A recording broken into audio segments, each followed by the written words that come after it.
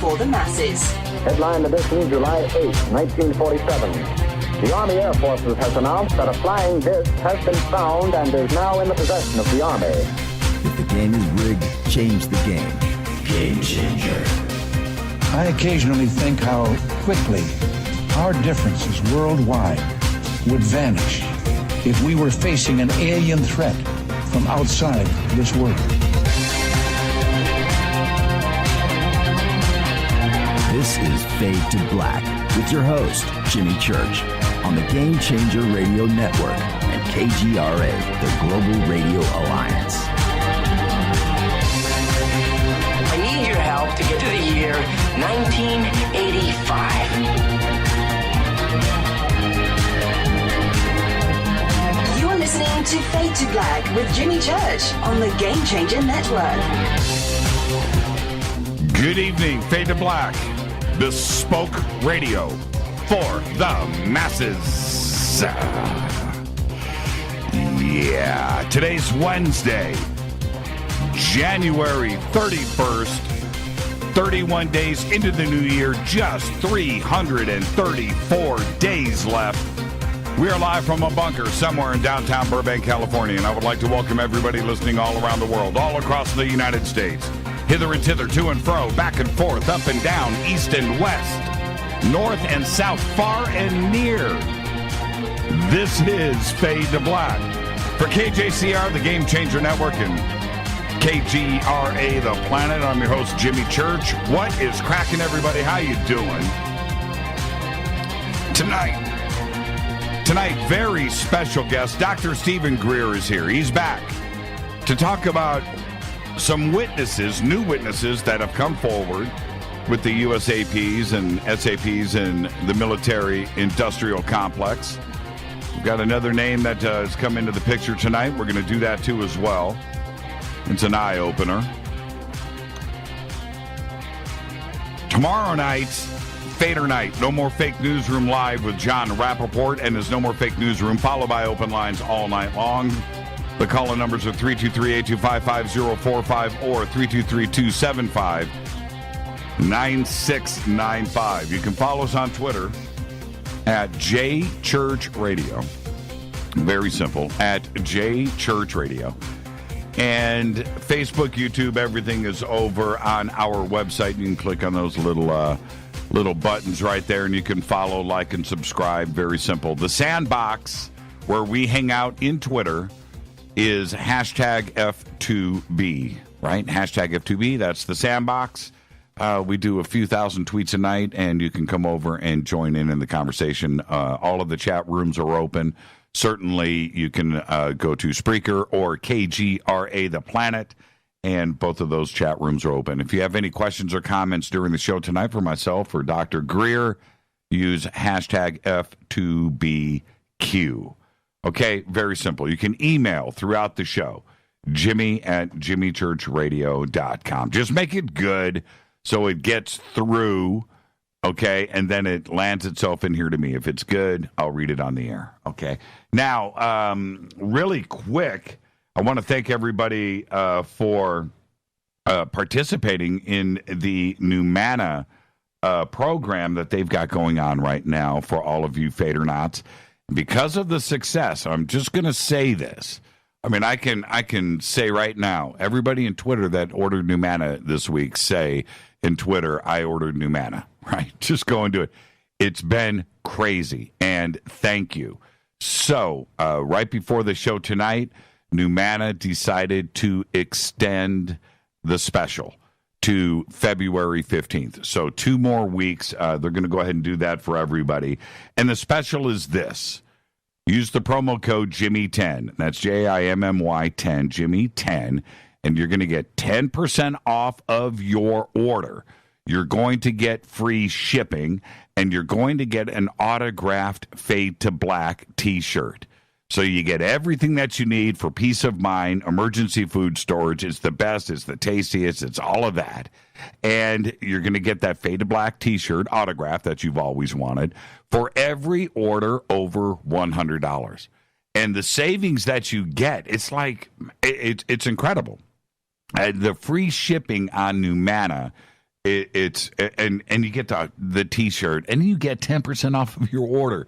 It's a win-win-win-win-win, and so they've extended it for 2 more weeks to February 15th. It caught me by surprise because Numanna doesn't do specials. They don't. They're doing this for Fade to Black and the Fadernauts, and the response has been tremendous. I mean, I can't tell you.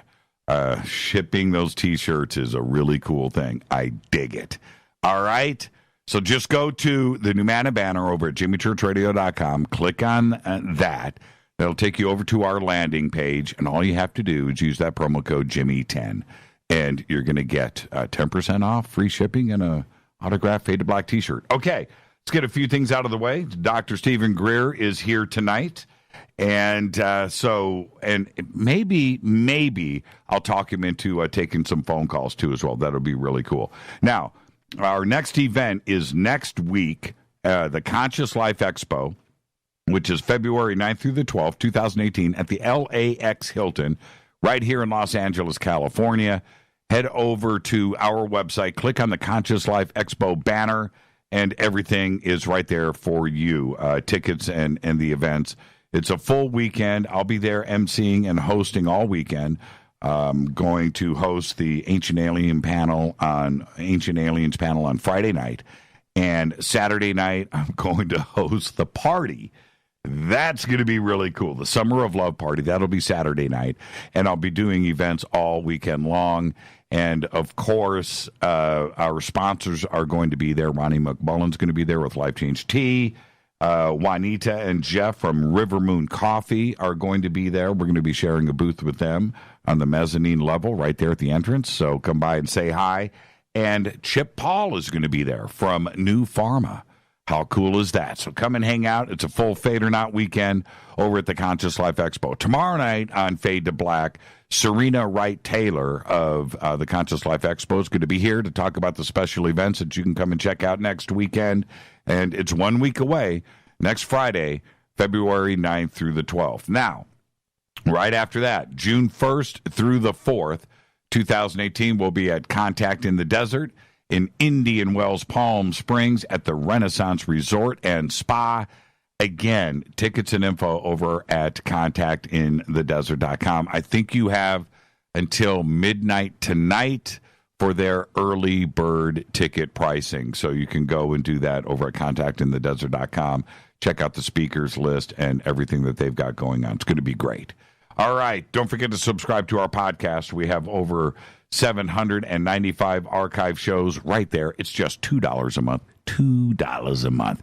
We do it for free if we could. The company that we work with, that, I mean, it's just, we couldn't do it any cheaper. So it's $2 a month, and you get 795 archive shows updated every single day. Okay.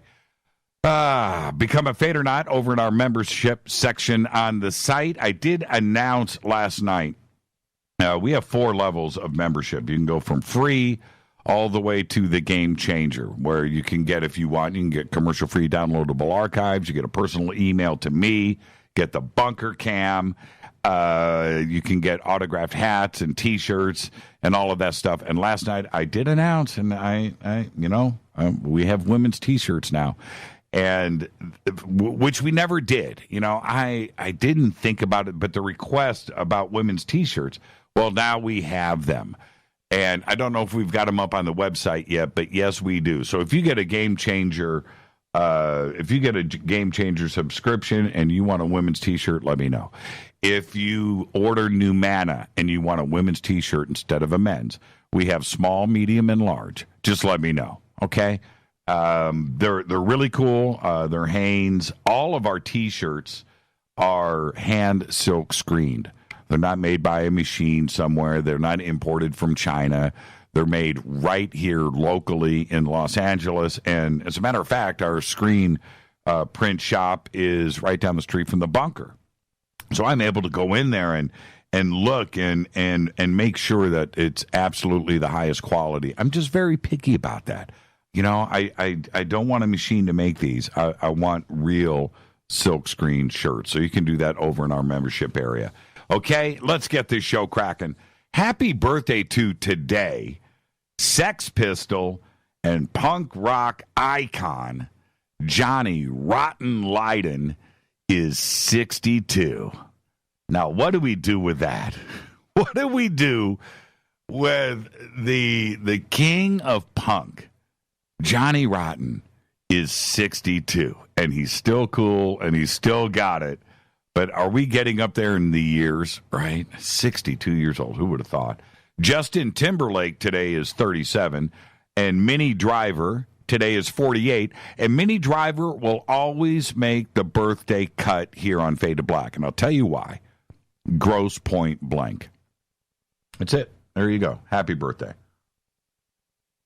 OTD. On this day in history, 1971, Apollo 14, piloted by Alan Shepard, Edgar Mitchell, and Stuart Roosa. Stuart Roosa? Yeah, there was a third guy. Is successfully launched from Cape Canaveral, Florida, on a manned mission to the moon. Now, that was the golf clubs, man. That was hitting the golf balls. They spent 34 hours there. They got like 90 pounds of moon rocks. Come back to the Earth, hand out the moon rocks, and it turns out they weren't moon rocks that they were handing out. They were handing out petrified wood. I'm just saying that's what different countries around the world were saying when they went and got their moon rocks tested. It wasn't from the moon. It was not me. I didn't say this. You know, just go talk to the king of Denmark or whatever. I still can't believe that happened. Fader fact. Scientists discovered in 2015 that there were 8 times more trees on Earth than we previously thought. And that's a Fader fact. Okay? I did another Fader fact a couple of months ago about trees. That what do we have more of? Trees on planet Earth or stars in the Milky Way? You remember that? So what is it?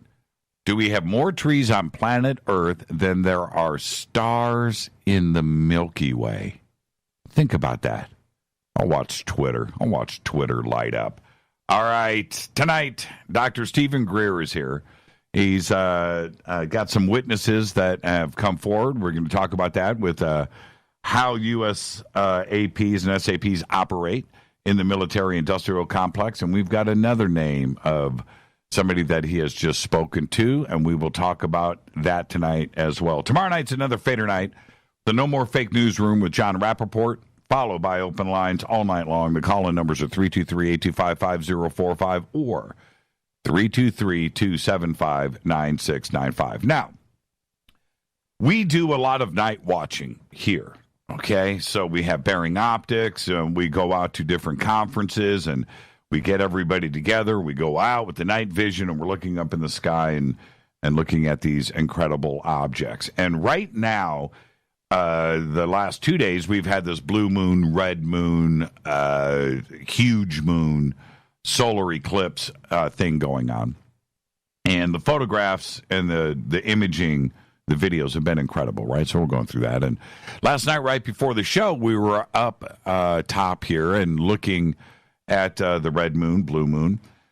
And at that moment, I had a sighting. And the sighting was pretty incredible because it was straight up above me. The moon is right here in front of me, and I just happened to look up and I see this thing, and I thought it was a planet. Anyway, not to go through those details again, but it's lit up and then it goes out and then disappears.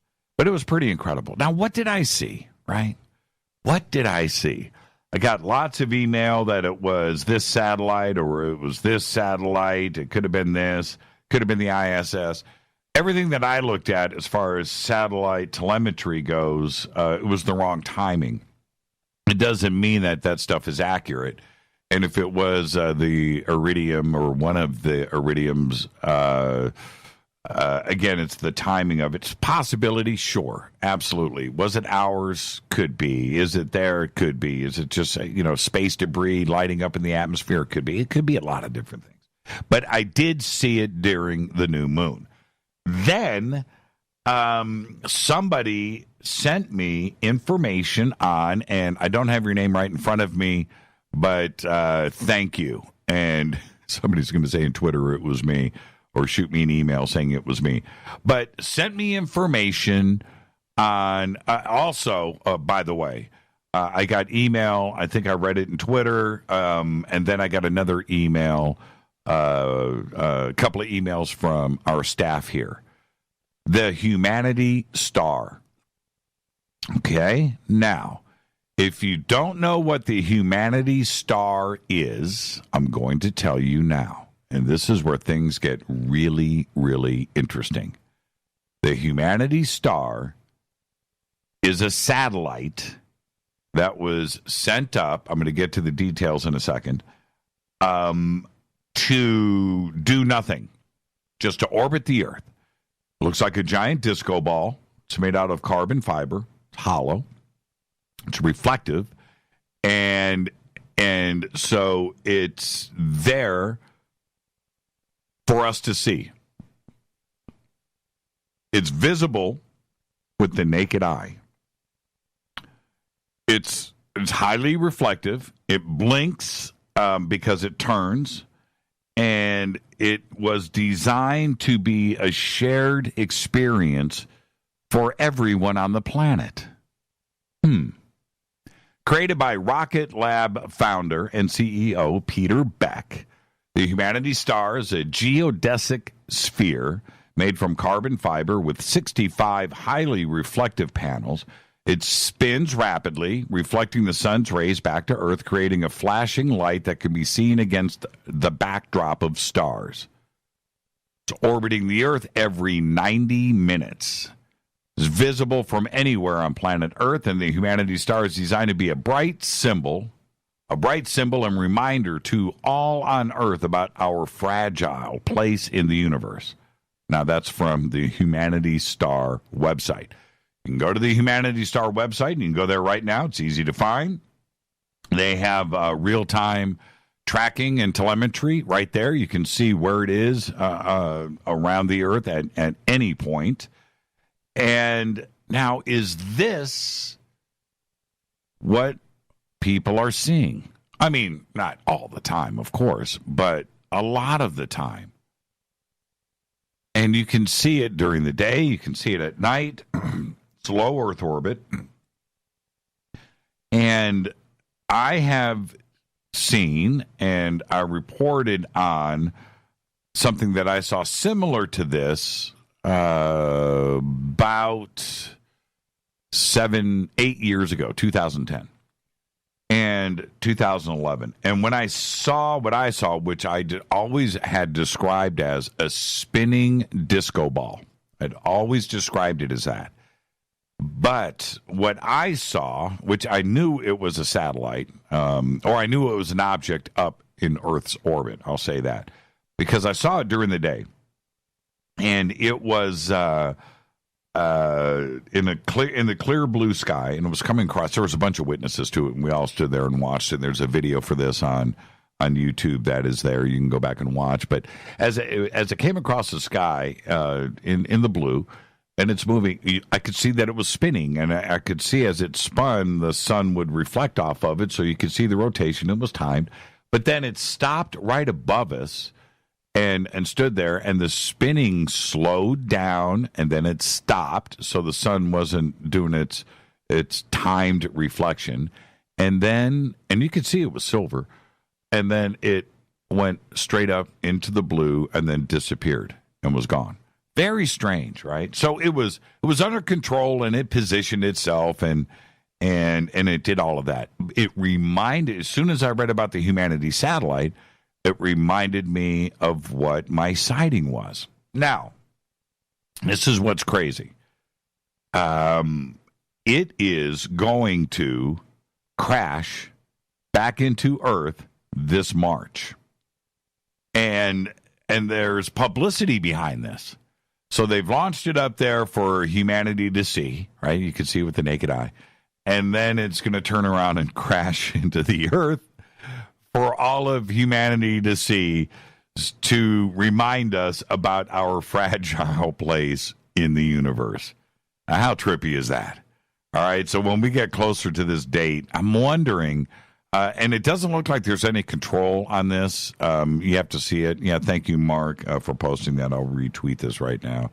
Doesn't look like there's any motors or any real control of the satellite here. But how can they control where it is going to crash, right? But you would think that, I mean, if I'm Rocket Lab founder Peter Beck, I'd want this, crashing over my hometown, right? Yeah, more space junk, that's all we need. This is going to burn up pretty quickly. It's hollow. It's not, it doesn't have a nuclear reactor on the inside of it or anything like that. But there you go, okay? So is this what a lot of people are seeing? That's man-made up there. Nobody's really answering for anything. It's designed to be seen. It's designed to reflect. It's designed to put on a show. And it's up there. Think about that. It's just like total deception. So anyway, so combined with all of that, this disco ball idea, right? This also happened last night. And I need your help, and we're going to talk about this tomorrow. But I need your help. And it's this. Last night, Rita, after the show, photographed the red moon. And she took a couple of shots, and I'm looking at them. I'm like, yeah, this is really cool. Okay, boom. And she takes a few more shots, and I look, and there's a blue, green, turquoise, perfectly round orb in her moon shots, right? And 4 shots in a row, just directly straight up, boom, there's the moon. And this green orb is in different positions around the moon. And this is where it gets whack. I'm looking for the green orb. I'm like, okay, is it a bug? Is it a bird? This is 10:30 at night. And I don't see anything. And I'm going back and I'm looking at the pictures and I'm blowing it up and I'm looking, and it is the perfect blue turquoise, perfectly round, solid object. Doesn't look like an orb or something that is reflecting a bug, or it's distorted and it's no, it is just a perfectly round, solid blue orb, turquoise. I'm tripping. I'm looking at these pictures and I can't resolve it. I'm trying to see what this could possibly be. And okay, so we go in the house. And we're talking about it a little bit, and I'm trying to figure out what this could possibly be. And our daughter comes home from college, and she comes in and says good evening, and we tell her, hey, have you seen the red moon? And she goes, no, it's going on right now. Go outside. So she goes outside to check it out, and while she's out there, she decides to take pictures. But we don't know this. And she comes running in and says this: I was being chased by a blue orb. Just like, I'm stunned. It's like an ice pick to the forehead. What did you just say? She goes, yeah, and I took pictures. Hands us her iPhone, and I look, and it's the same turquoise orb that we had photographed a half hour before around the moon. Her pictures are around the moon, a couple in front of our house. This orb is in front of the house, and a couple where it looks like it's moving. And now, you have to understand, our daughter, Deanna, doesn't do what we do. She's not part of our community. She's getting there, but she doesn't know what an orb is. She's never talked to me about an orb or seeing orbs or ask me what they are. No. And for her to come running in, and she told, she said she was looking at it and photographing, looking at photo. Holy crap, right? And now I'm looking at the pictures, and I'm looking at this, and now I'm thinking, okay, we've got a green orb guest, at our house. And I'm trying to figure this out. I don't know what's going on. This morning, Lisa Frith, Lisa, you're probably listening, friend of ours here in the Valley, and she lives out in Simi. She posts some pictures of the red moon taken last night with a blue orb in the picture. taken 40 miles away. Now, so this morning, and I'm just like, I've got this green orb thing I'm trying to resolve and fix, and I can't figure it out. I've got 2 different iPhones, 2 different time periods, 2 different things going on. The orbs are in both pictures, from the front of the house, from the back of the house. What is going on? And then Lisa posts her pictures today, and there she's got the same green orb. Now, what is going on? So tomorrow night, this is what I would like all of you to do. If you took pictures of the red moon last night or tonight, whatever, and there's a blue orb in the picture that you probably dismissed, lens flare, or whatever, post it, send it to us, email me, Jimmy@jimmychurchradio.com. I want to see the pictures. Also, I want to know what kind of camera, cell phone that you took this on. Okay? Is this some anomaly to iPhone 7 Pluses, which is what we have? Is it that? Is it something else? Does it have to do with the red moon and reflecting back into the lens? Is it, or are there green orbs floating around here? I don't know. I don't know what's going on. It looks like, okay, look, this is what is strange. If it is something to do with the lens and something is getting burned into it, from the red moon, and, something is there, and then you're moving the camera around, and now you're photographing a green orb, but you can't see it, and you can't see it in the camera, I don't know. Is it that? I don't know. So let's look at everybody's images, and we'll post ours. You take a look at those, and we'll see if we can figure this out. It's very interesting. It happened on 3 different cameras last night, 3 different cell phones, miles apart. The fact that they were in front and back of our house a half hour apart, that's strange, and now it's localized, and it's here, and we've got some kind of crazy visitor, and we'll figure that out on our own. But to have Lisa photograph it over in Simi, and there it was, now we've got something else going on. So is it just the cell phone cameras, or is there's something else? Are we photographing something that has to do with the red moon? Is there something? I don't know. So let's have some fun with this. Let's try to figure it out, and we'll do all of this tomorrow night on the show. Okay, so now the days of disclosure. That's what we've been going through since December 16th. Stephen Greer has been involved with this going back to 2001 and before. We're going to talk about all of that tonight with Dr. Greer. He's got 2 witnesses that have come forward for these special access programs and how they operate. We've got somebody else that he's going to talk about tonight that he's just spoken to. It's going to be a very interesting conversation. This is Fade to Black. I'm your host, Jimmy Church. You can follow me on Twitter at JChurchRadio, Any questions or comments, just post them, #F2BQ. You can certainly email me, Jimmy@JimmyChurchRadio.com. All right, the sandbox is #F2B. Tomorrow night, right here on Fade to Black, it will be John Rappaport and our No More Fake Newsroom, followed by Open Lines. All right, I'll be right back with Dr. Stephen Greer. Stay with us.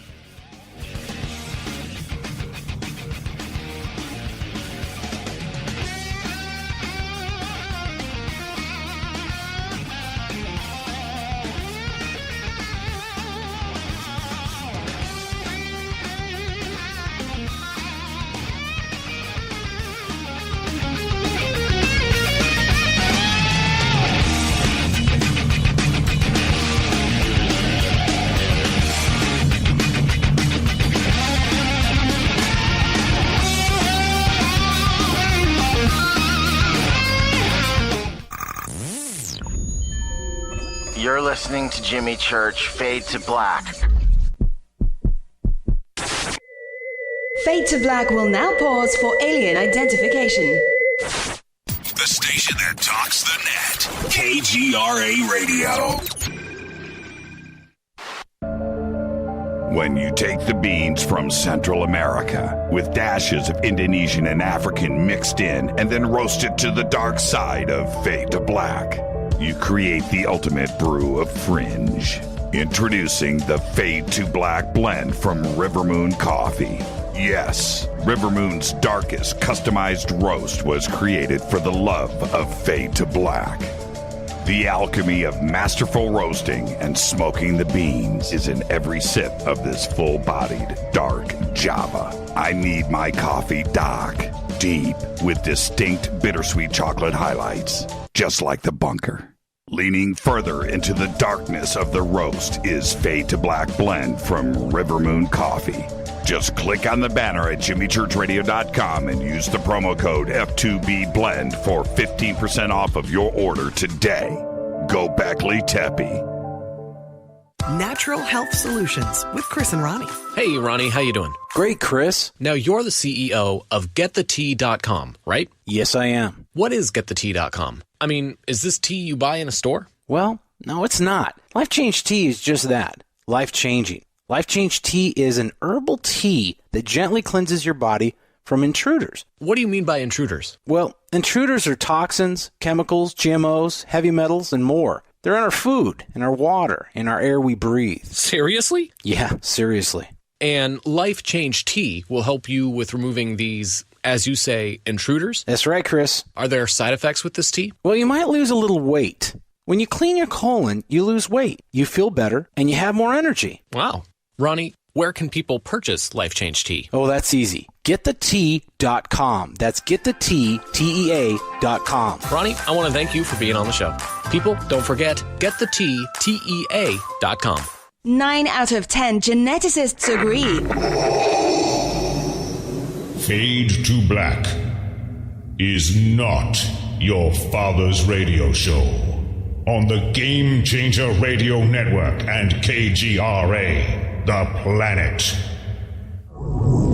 Win big with KGRA this summer. Tickets and hotel accommodations to the biggest conferences, autographed books and DVDs, chances to win all-inclusive conference cruises, and private dinners with your favorite KGRA hosts. Click the contest tab at KGRAradio.com for your chance to win big this summer. Your contact for the best alternative talk radio on the planet. KGRAradio.com. Hi, this is Rob Reiner from Anvil, and you're listening to JimmyChurchRadio.com. What's up? I'm Chris. What up? This is Kyle Massey, and you're listening to Jimmy Church Radio.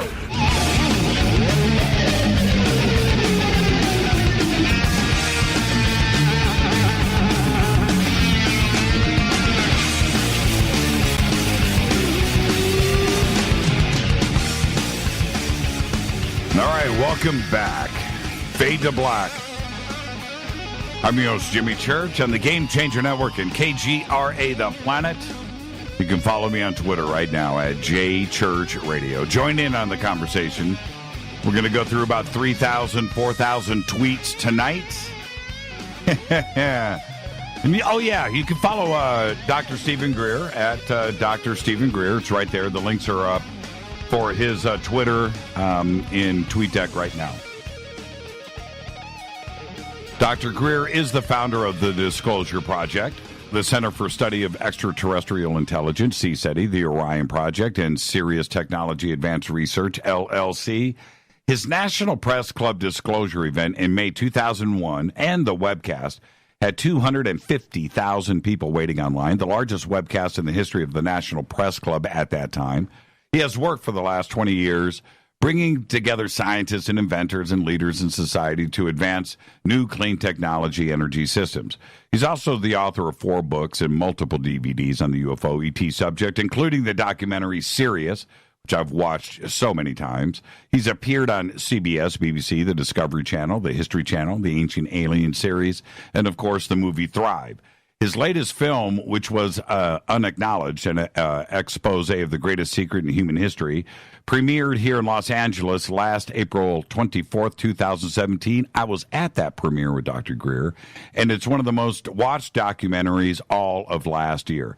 Tonight, we're going to discuss these days of disclosure, and he's got some new witnesses that have come forward to confirm these puzzle pieces about how USAPs and SAPs run, and also a recent conversation that he has had with somebody that I'm going to let him speak about right now. I would like to welcome back to Fade to Black, Dr. Stephen Greer. Stephen, good evening. How are you?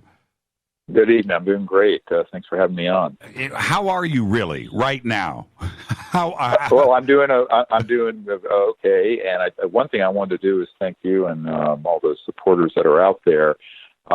It turns out that the documentary Unacknowledged, it was the #1 documentary for all of 2017 on iTunes and also Netflix.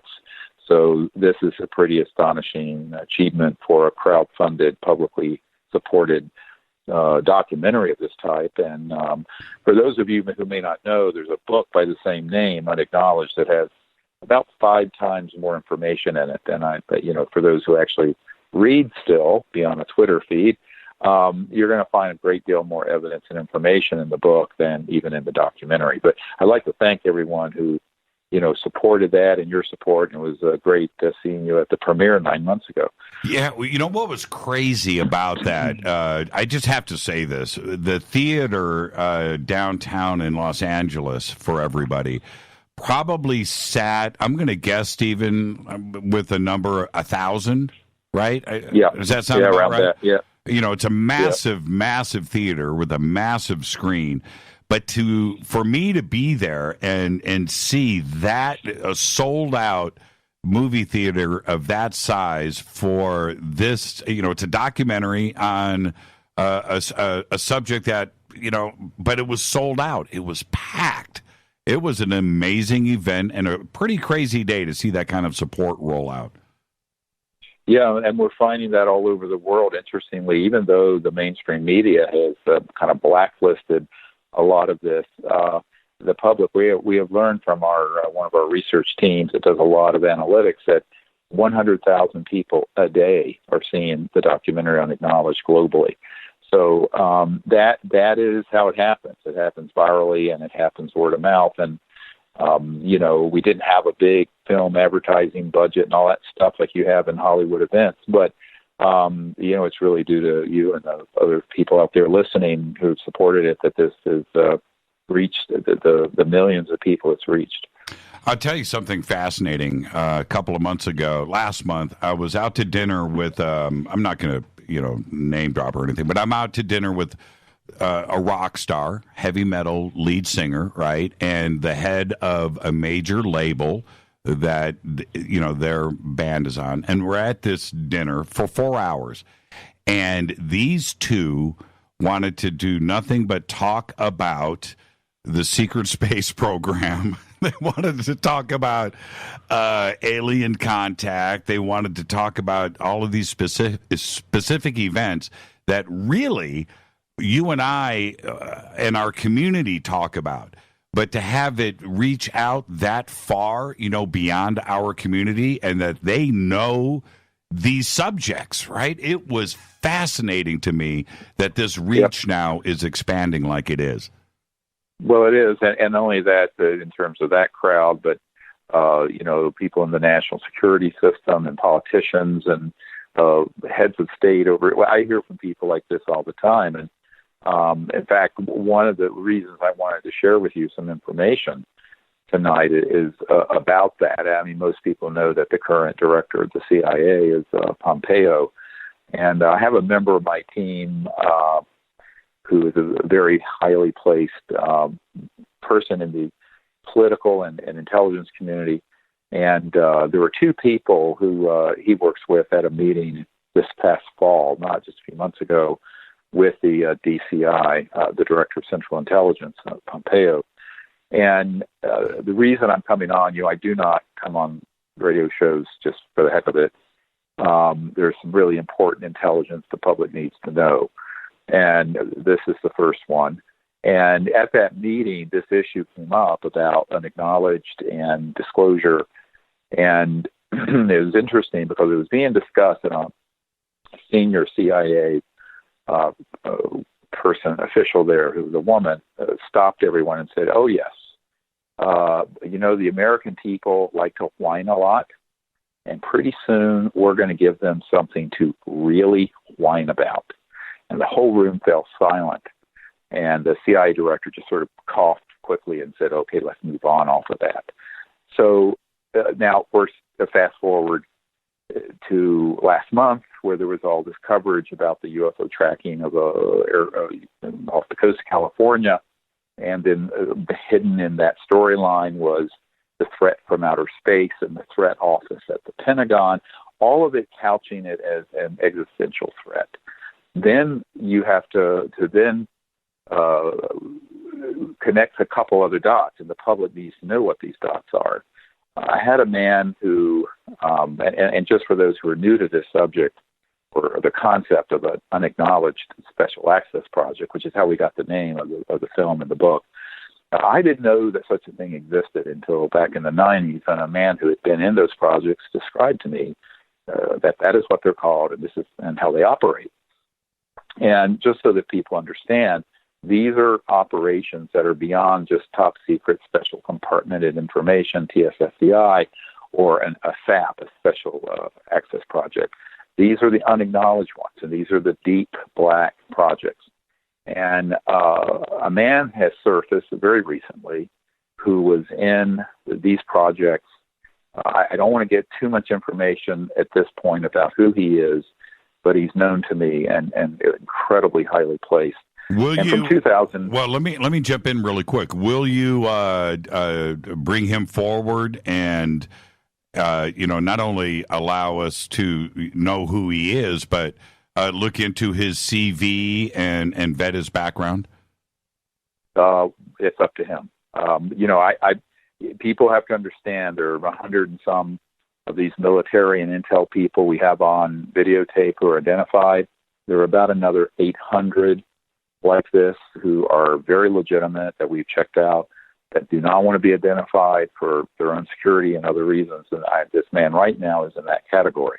It's not my call to make. One thing as a physician, people feel comfortable coming to me and they can share this sort of information and know that I'm not going to betray their confidence. Right. So, so that's just an ethical, basic function that I have to fulfill. Okay. But so the answer is I would hope so at some point, but this man made it clear he had signed, this is fairly recent, he left that command in 2012, had signed many pages of secrecy documents that were to endure for 70 years, which is past, of course, his natural lifetime.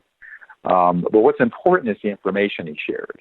And I think that, and this is not the only one of this type that we've heard from, and in fact, we have some that are on the record about this. But the way that these unacknowledged special access projects operate, this particular program he was dealing with and was read into or briefed was in the sub-basement of the Pentagon in the Technology Management Office, the TMO, and some listeners out there may know of this. And in this office, he was investigating criminally some actions by a 3-star general, and it involved a breach of security at a USAP out in the Midwest, and the bringing into a USAP facility where an ET craft had been downed by an electromagnetic weapon, and they were studying how some of its so-called cloaking, materialization, dematerialization functions, and an unauthorized person who is a girlfriend of this general was brought in, and this was being investigated. It's a very long story. It's a 3-year investigation. We have all the details on it, who the general was, et cetera, and so on. What's interesting about it, and this is the big teaching point here, let's call it learning point, is that it eventually got referred to the Department of Justice, but the Department of Justice was unable to pursue the case because they were never given access or even given information of the existence of the Unacknowledged Special Access Project. This is how these USAPs operate beyond the reach of the law, even when there's been criminal conduct up to and including murder. And I think that this is something that, when he realized that, that's when he realized that this is incredibly dangerous because there is no check and balance for it.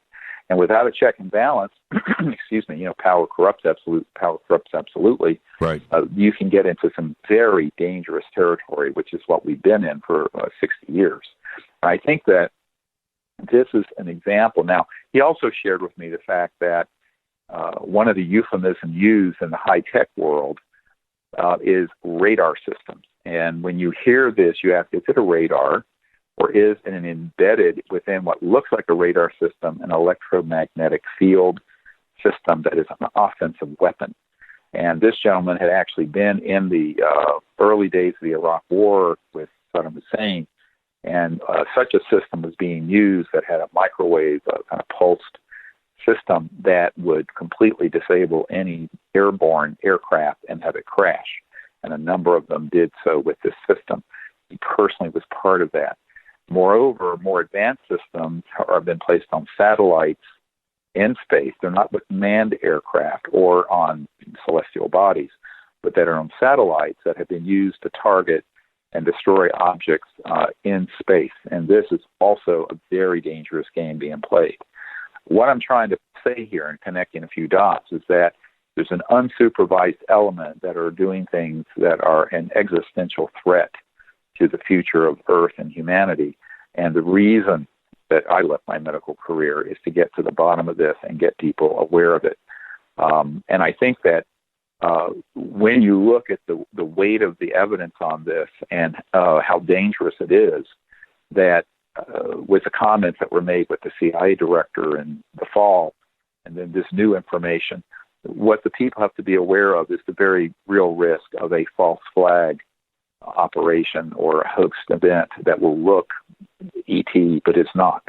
And of course, this is what Werner von Braun had warned to Carol Rosin and other people had said, and in the documentary and in the book Unacknowledged, there are people who state that is exactly what's being used, and that the technologies, one of the points that this top secret guy who was actually had clearance across a number of these USAPs that are called baseline clearance, said is that if people realize what the technologies are that are covert human technologies, they could not believe it. And I have heard this for 20-some years from people who've worked in those systems at Lockheed, Skunk Works, and some of these facilities that are mostly underground at Nellis Air Force Base and Edwards and elsewhere. But I think that the key thing here is that it's being fast-tracked. And the events of last month where you had the CNN and New York Times and Washington Post all covering this one case, however, embedded within the storyline was, the guy from the Threat Assessment Office who came forward, some of the other figures involved that have put out very frightening portrayals of alien existence, that this is the reason it was covered in these mainstream media is that the mainstream media is not allowed to cover this subject unless they're taskmasters and the intelligence community say, do it. And they have been unleashed to cover it. So I think that in a way, a lot of people say, hooray, this is all in the media. But in a way, I can tell you that this is an ominous development, and people need to be eternally vigilant to the kinds of manipulations that occur.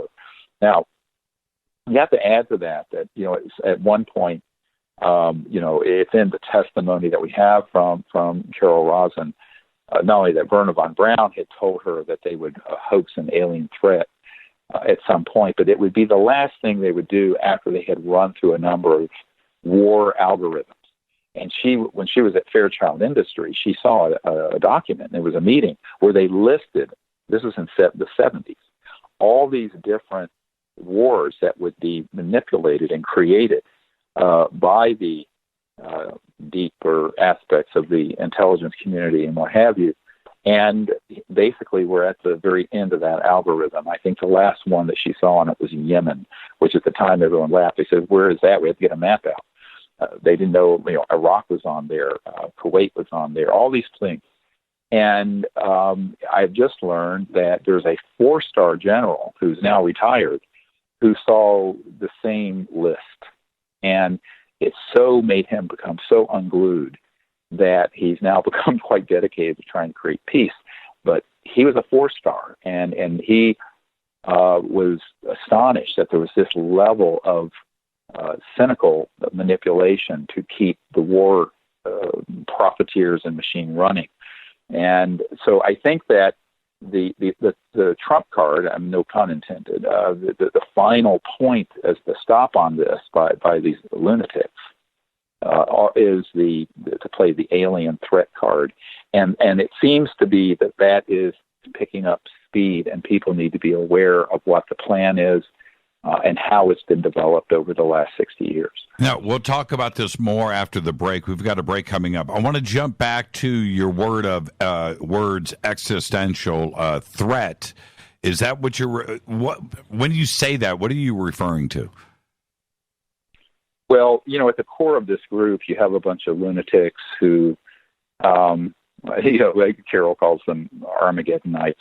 They really want to see our civilization shut down and kind of restarted. And these are people who are fanatics and very dangerous and live in this bubble that they've created in the unacknowledged special access project world.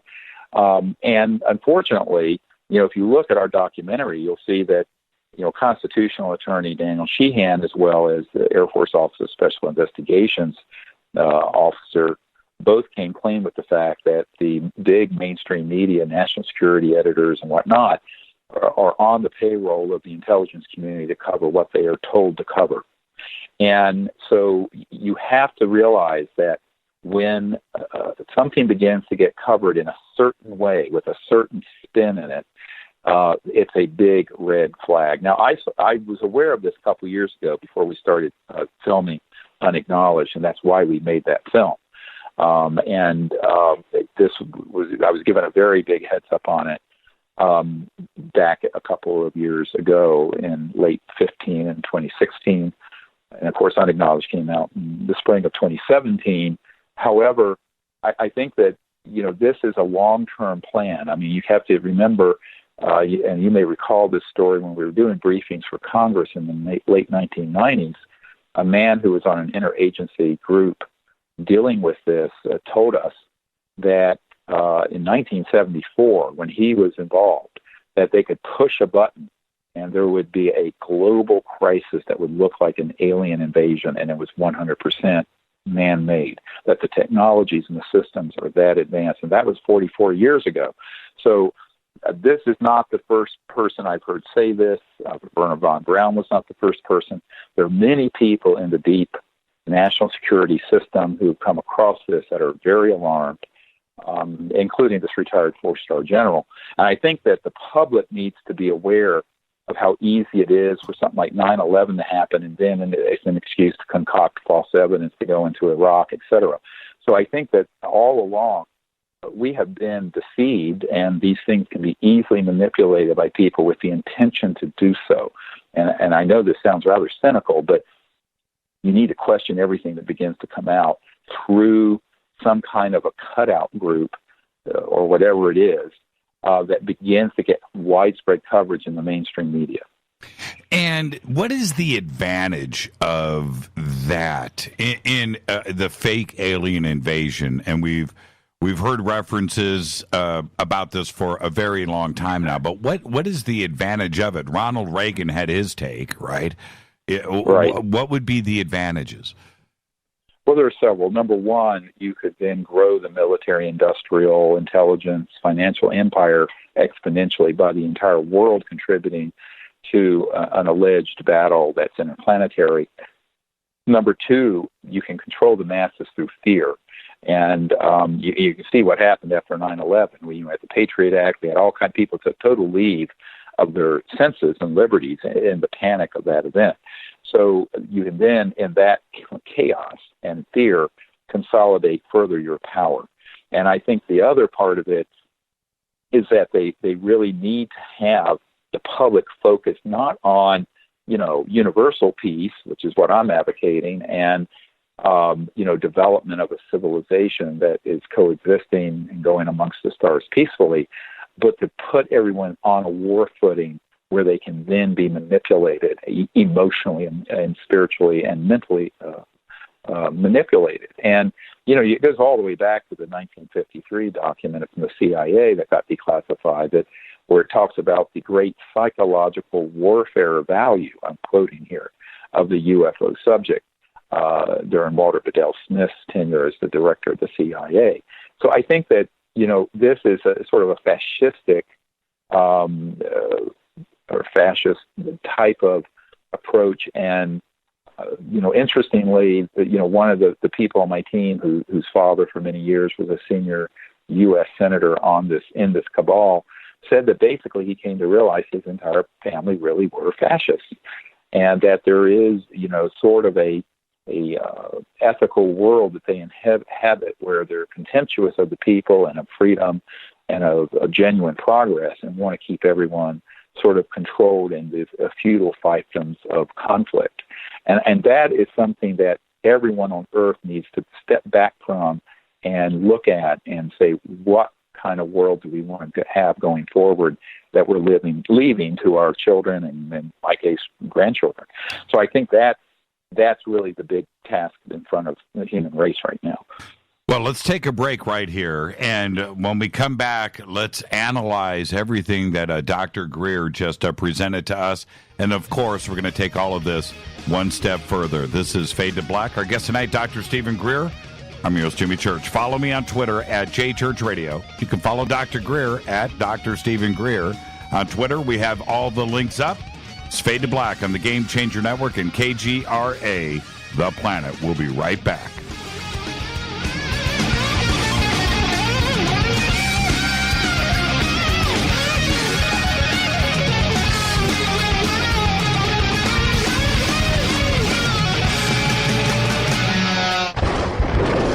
This is Fade to Black with Jimmy Church on the Game Changer Radio Network and KGRA, the Global Radio Alliance. This is KGRA Digital Broadcasting Station, Salt Lake City, Utah, Van Buren, Arkansas. Hello, Fadernauts. This is Jimmy Church, and I'm introducing New Pharma, a company whose products are based on science. Human function based on the endocannabinoid system, or ECS. New Pharma firmly believes in this science, and their research indicates that support of the ECS provides the beneficial effects for a healthy lifestyle. New Pharma's science includes relief capsules for pain relief, sleep capsules, which are natural support for occasional sleeplessness. Foundation is support for your ECS, and Fit capsules support your active lifestyle. Just click on the banner at jimmychurchradio.com and use the promo code F2B for a 33% discount on all of their products. Or visit newpharma.com for all of the knowledge on the science. That's GNUpharma.com. Go Beckley Tappy. You're listening to my main man, Jimmy Church, on jimmychurchradio.com. Hi, this is Ray Hobbs here, repping the planet, and you're listening to my good friend, Jimmy Church, Fade to Black, on the Game Changer Network and the KGRA Digital Broadcast Station. This is Toby Kebbell. You're listening to jimmychurchradio.com. Don't hurt me, Jimmy. I'm only little. Hey, I'm Adrian Grenier. And this is Ari Gold. We're the Honey Brothers.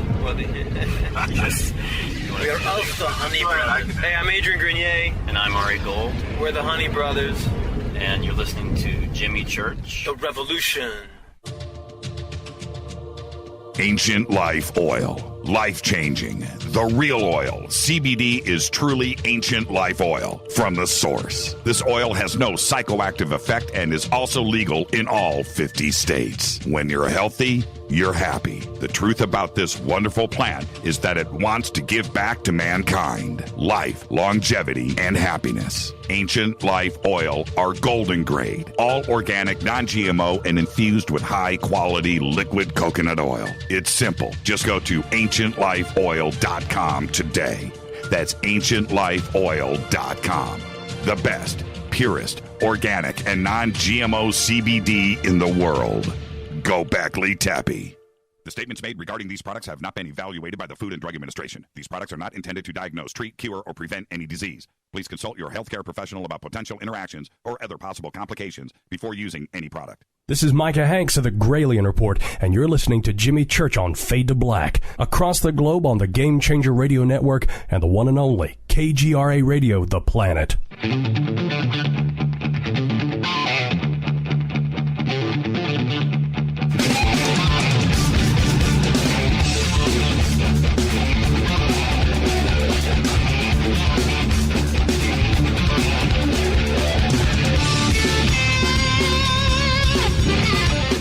All right, welcome back. Fade to Black. I'm your host, Jimmy Church, on the Game Changer Network and KGRA The Planet. Our guest tonight, Dr. Stephen Greer. You can follow me on Twitter at JChurchRadio. You can follow Dr. Greer at Dr. Stephen Greer on Twitter. Now, Dr. Greer, you had mentioned Mike Pompeo, the director of the CIA, at the beginning of the show. And I want to understand what you had said there, and I want to expand on this, that there was a meeting prior to December 16th, 2017, with the mass media that he was present at. And are you suggesting that what happened on December 16th was planned in advance by Pompeo and his staff? No, not directly by Pompeo, but what I'm saying is that it's the beginning of a process of release that has embedded within it the alien threat hoax. And I think that, the senior official at the meeting, when they were talking about disclosure and the ET issue, and actually unacknowledged came up, where this woman said, oh, yes, well, the American public like to whine, and pretty soon we're really going to give them something to whine about. And the people who were in that meeting, two people who were in it that are connected to my team, were really horrified, and there was a hushed silence in the room. There is, I'm just saying, there is something afoot. These things are connected, and I don't think it's as linear, and it's more nuanced than what you're suggesting. However, it's quite clear that there are people who have unleashed some of the media that have usually blacklisted this subject and have begun to cover it, and that the team that is around that have their marching orders from a deeper level of the intelligence community. And so I think that we have to be, very careful. People take things on a very superficial level of, oh, this came out and it was a video from a fighter jet chasing a UFO off the coast of California or something like that, which in and of itself is rather anodyne and ordinary, really. I mean, we have dozens of cases like that, and actually better ones. But I think that there's a subtext to it that has to be understood, and that, the plan that I'm referring to is a very long-term plan that has been in motion. Douglas MacArthur, General Douglas MacArthur, said back in the 50s that, World War III would be interplanetary. So this is the kind of, in the movie Independence Day was sort of right out of central casting from the agency script on this, where, the world gets united to, as Will Smith said, kick alien butt. And this kind of sort of jingoism and pseudo-patriotism is what they're counting on the public buying into. So I think, this is not at all to cast aspersions on people who actually are patriotic and actually are, but this is not. This is about subserving the interests of a corrupt cabal of sociopaths. And I think that we need to call that out, be watchful of it. Now, to what extent Pompeo is part of the deeper system, or simply it was being discussed in his presence, I do not know. I mean, some CIA directors have been very involved earlier in their careers with intelligence operations dealing with this. Others had no information at all during their tenure and during most of their time. And I think that it really depends on who that individual is and more than what the position is. And the same is true of the president. I mean, everyone knows the story of Jimmy Carter being denied access by George H.W. Bush, the senior Bush, who was at the time the CIA director. And when President Carter asked to be read into the UFO issue, Bush said, "I won't tell you anything about it." And of course, subsequently, Carter tried to push on this, going so far as beginning to commission a study at SRI, Stanford Research International, which ended up getting the carpet pulled out from under it by operatives in the Pentagon who threatened SRI with withdrawal of other funding if they did what President Carter wanted them to do. And then subsequently, I know this from a source who was present at the time, way back, that two people came into the White House and told President Carter that if he didn't be quiet about this issue, that he would not complete his first term as president. So, that sort of thing isn't unusual. In fact, there, one of the people on my team who's the son of the senior Republican senator who's been on the committee dealing with secrecy on this issue, back in the Clinton years, went with his father to receive an award at the Oval Office with Clinton, and this issue came up. And Clinton just said, "Well, yeah, I know this is going on, but they won't tell me a thing." And so now those were in the earlier days of Clinton's tenure. After he left office, he got read into these operations, I understand, and certainly Hillary was aware of them. But interestingly, you also notice that they've come up with a new obfuscating kind of cover-up acronym. It's no longer UFOs, it's UAPs. Unexplained aerial phenomenon. I find this very hilarious because they're not unexplained, they're not strictly aerial, and it's not a phenomenon the way you'd have like ball lightning or something. Right. But that's the new acronym that's being bandied about by this circle, and it's a deliberately obfuscating one. Remember, the term UFO wasn't in use until after they knew that they were extraterrestrial and interdimensional, and that they themselves had ones that were man-made by the 1950s that were so-called flying saucers, some of them man-made, that were anti-gravity propulsion devices. So the way that this works is sort of a mind, I hate to use the word, but mind F. Right. And that basically, they then will hide things in this sort of lingo that deliberately pretends like it's some great mystery. Well, it isn't. And they're doing that on purpose until such time that they acculturate enough people to pull the trigger on it. But I think that this is where you get into the question of an awake and aware citizenry, like Eisenhower talked about, preventing this sort of thing from happening. And I think that the only way it could be accomplished is, in my opinion, if we continue to be sheeple and have blinders on about what these agendas are and how easily the public is manipulated. Well, one of the things that we have been very aware of, and certainly this all too well, is the UFO community being infiltrated and being pushed and pulled and infighting, benevolent, malevolent ETs, fake alien invasion, I'm right, and I'm getting information, and this has been going on for a long time. And for the UFO community, we're our heads are on a swivel now. We don't know who to trust anymore. Well, there's no replacement for discernment. All I say is that you need to go with the sources. You can't rely just on the ephemera, let's call it, the passing accounts of this and that. You need a deeper intelligence analysis and from credible people to do it. That's what we've tried to put together in the book and movie. And, I've spent 28 years meeting with people at the level of this sort of intelligence operation to learn what I've learned. And I think that, people can believe it, not believe it. I don't really care. I'm not running for political office and then the governor of Crazy Town.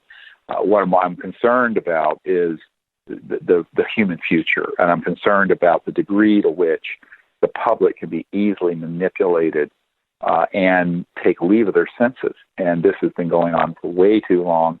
I mean, a lot of your listeners may remember this old rock group called The Who, and the song "We Won't Be Fooled Again," kind of reference to the nonsense of the Vietnam era. But we have been fooled again, and we continue to be fooled.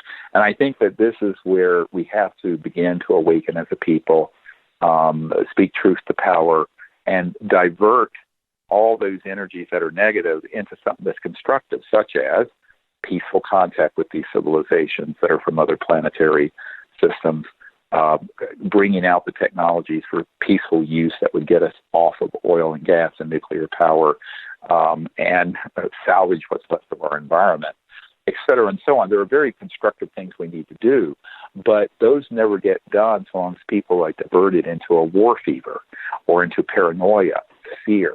And I'm not trying to scare anyone by coming on this show tonight. I'm trying to give people a heads up so that they don't succumb to the false narrative and they go forward doing things that are constructive, that can move our civilization and this planet onto a sustainable path. And that is absolutely doable. And I think it's not too late at all to do it. I'm not a fatalist at all about this. But I'm just saying that as we move forward with disclosure, the deep intelligence operations move forward with their agenda. And it's something that is a dynamic process that is unfolding right before our very eyes. And from where I sit, the pace is quickening. And so I just share that with your listeners, and they can take it for what it's worth. Well, you and I have a relationship, and you know that I'll always be direct, and we have a level of trust between us.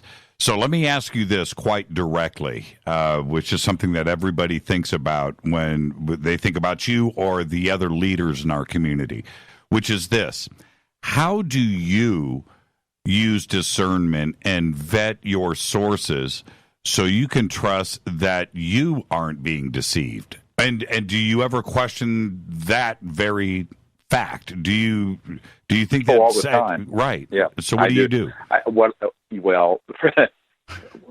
It's something you can't do starting out the gate. But I began having meetings with people at this level in 1992.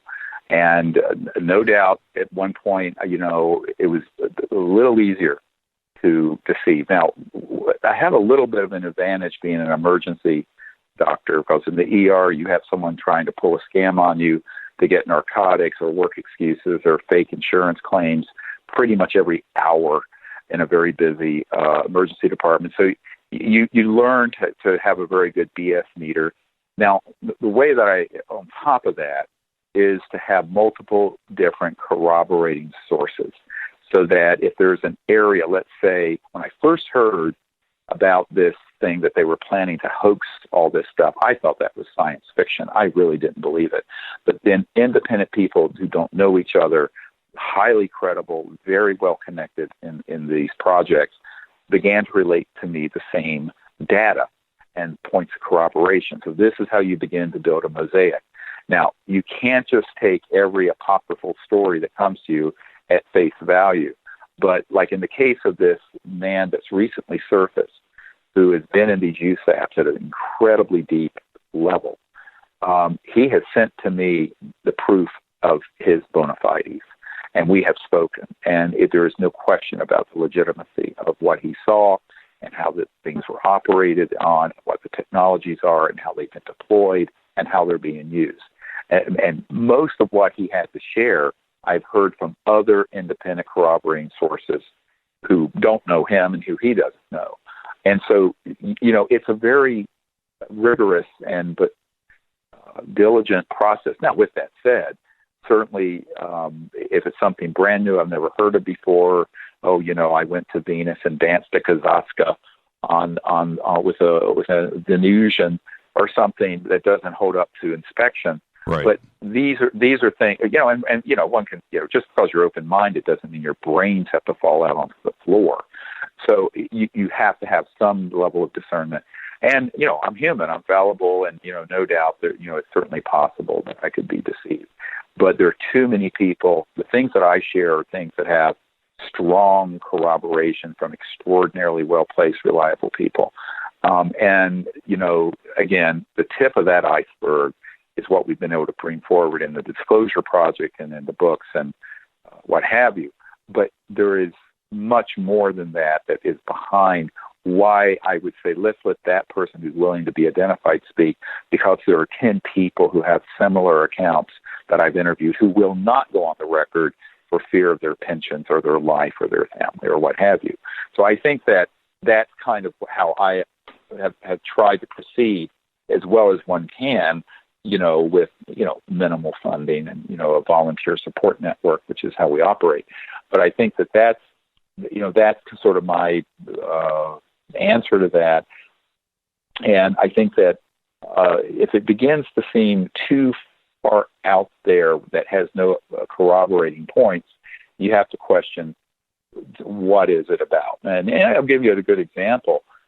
People have heard of MK Ultra. I'm sure you've heard of it. And those who haven't, it was a mind control project in the 50s and 60s. Some of it used LSD. What people don't know about is that those programs at the agency and elsewhere, the real action was never uncovered by the Church hearings in Congress, Senator Church and all, which happened in the 70s. Those were the ones that deal with electromagnetic systems that alter experiences and alter what have you. There are a number of people out there who were MK Ultra babies or children who were pulled into that project, who were given experiences that were completely scripted and are not actual events that happened.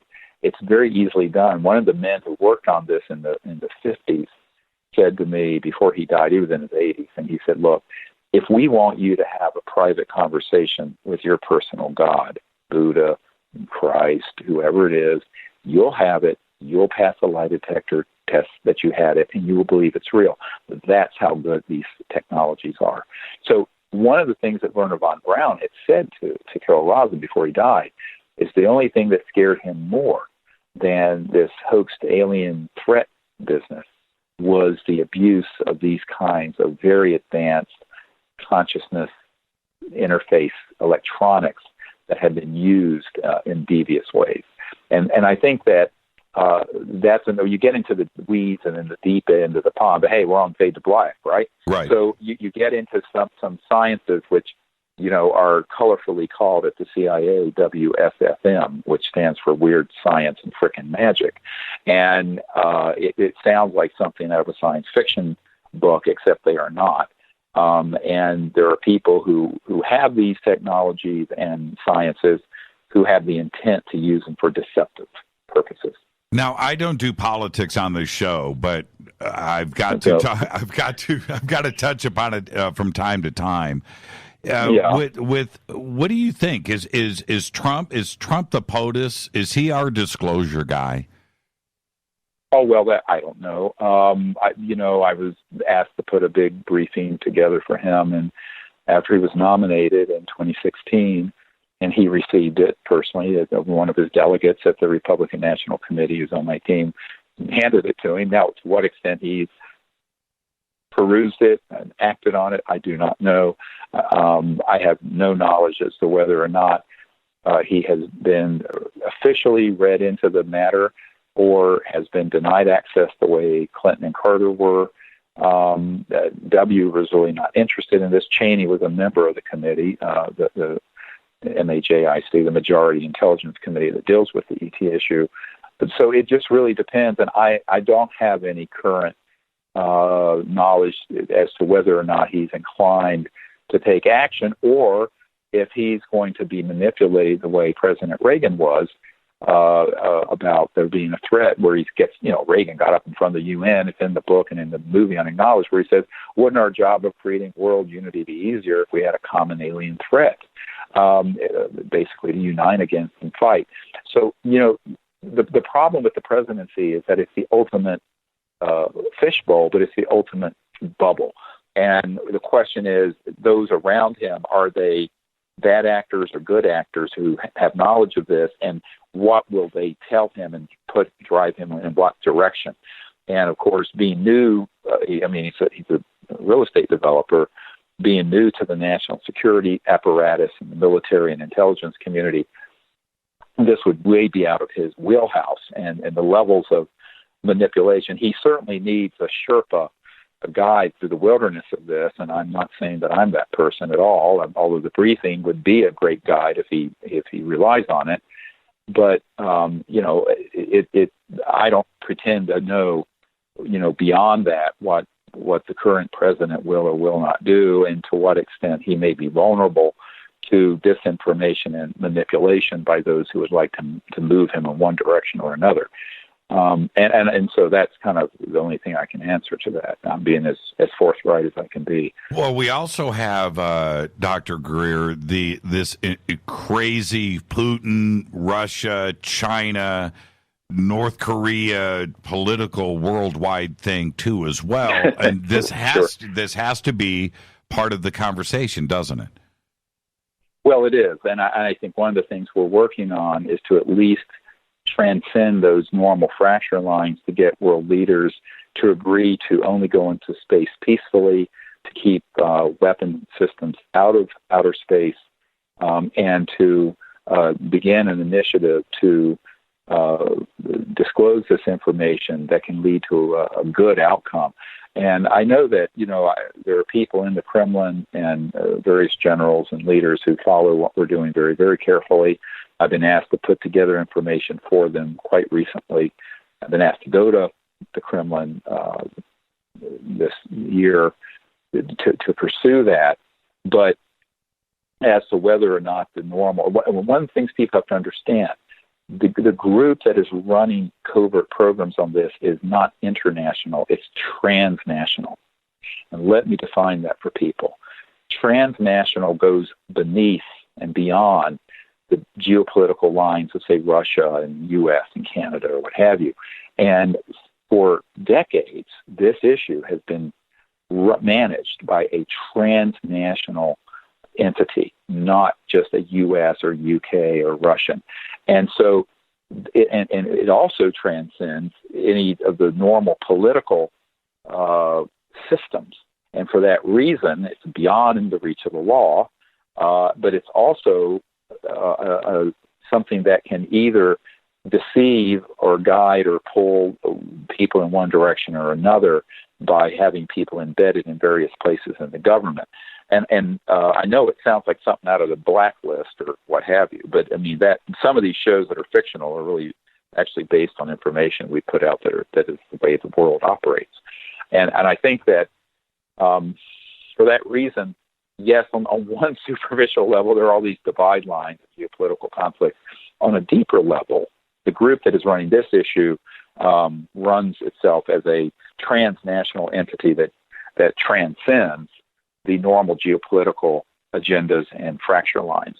Now, I think for that reason, leaders around the world need to be able to learn and be educated on this and then come together and move in a united way to advance disclosure, the release of safe technologies for clean energy, and to create a rapprochement or a contact initiative with these civilizations that are from other star systems and move things out of the shadows and of the danger zone that it's been in for a number of decades. Right. And, that's something we certainly advocate. I've had meetings with, ministers of defense of other countries and leaders from other countries to advocate that. The big problem, the thing that's lacking is the courage to do so, because to touch this issue is to have the entire mainstream media assault you as the tinfoil lunatic fringe leader. And they all know that. That is a pre-positioned weapon of ridicule that keeps everyone on a short leash. And I can't tell you how many people I've met with in politics and science and in government and universities who know this is true, but do not want to be identified with it because of the ridicule and the social opprobrium that goes with it, opprobrium being condemnation and what have you.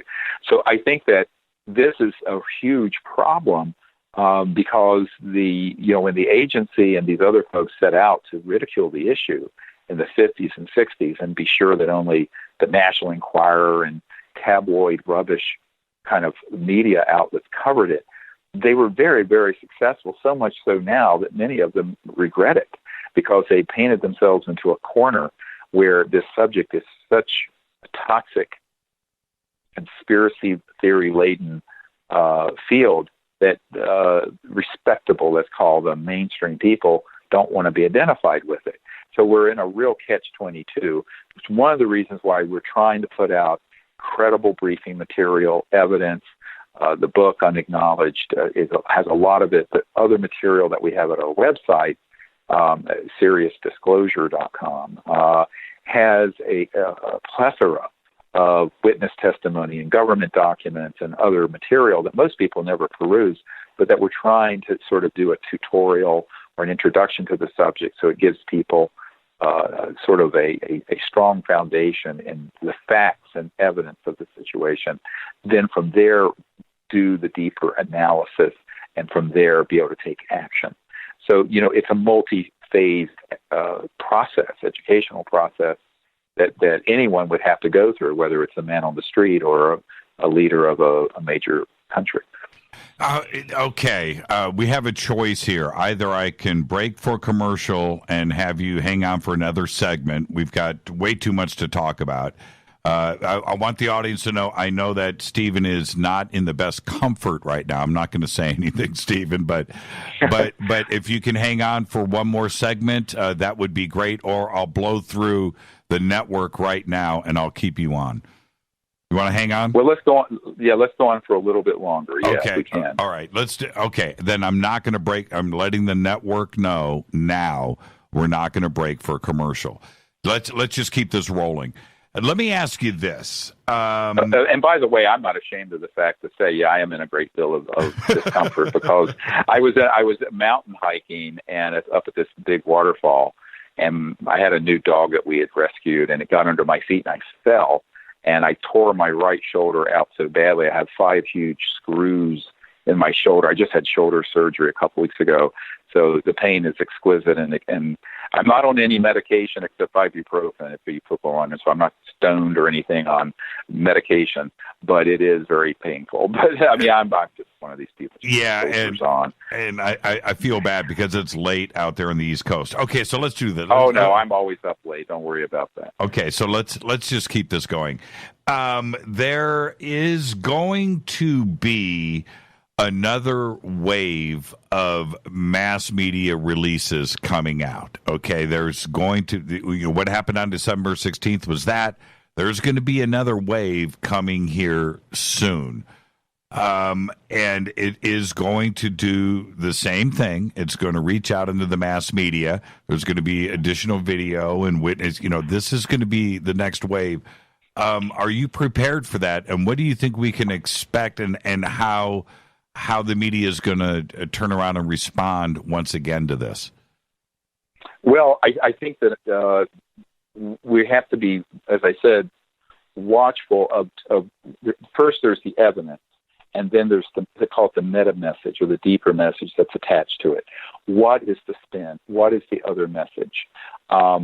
Is it couched in a way that presents this as here's a case and here's the evidence, or is it also something that has coattails, let's call it, where they then take that sort of sweet nugget of a factual event and then wrap a whole bunch of disinformation around it so it seems palatable? That's how the intelligence community works. And I think that that's what we have to watch for. And that's why, frankly, I came on your show to discuss.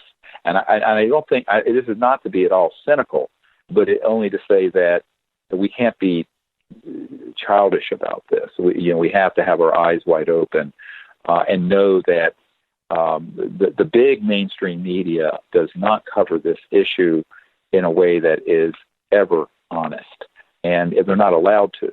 And as one of the board members of Time Life said to me before it was Time Warner and all that, he was on the board of it, and Bob Schwartz said to me at a meeting in New York back in the 90s, he says, Dr. Greer, basically we have become scribes taking dictation from the right hand of the king, and that the fourth estate is dead and has been dead for decades.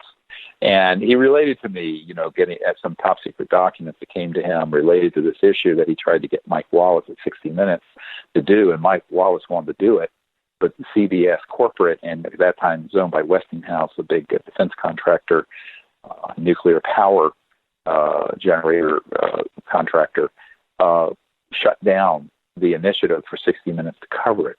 So if 60 Minutes has sort of a clueless billionaire on from Las Vegas, that is because they've been told to have that guy on. And people have to read between the lines and not be too dense about this. People say, oh, you're quite skeptical and cynical. I said, no, I'm being realistic because it's not my first rodeo. I've seen how this operates.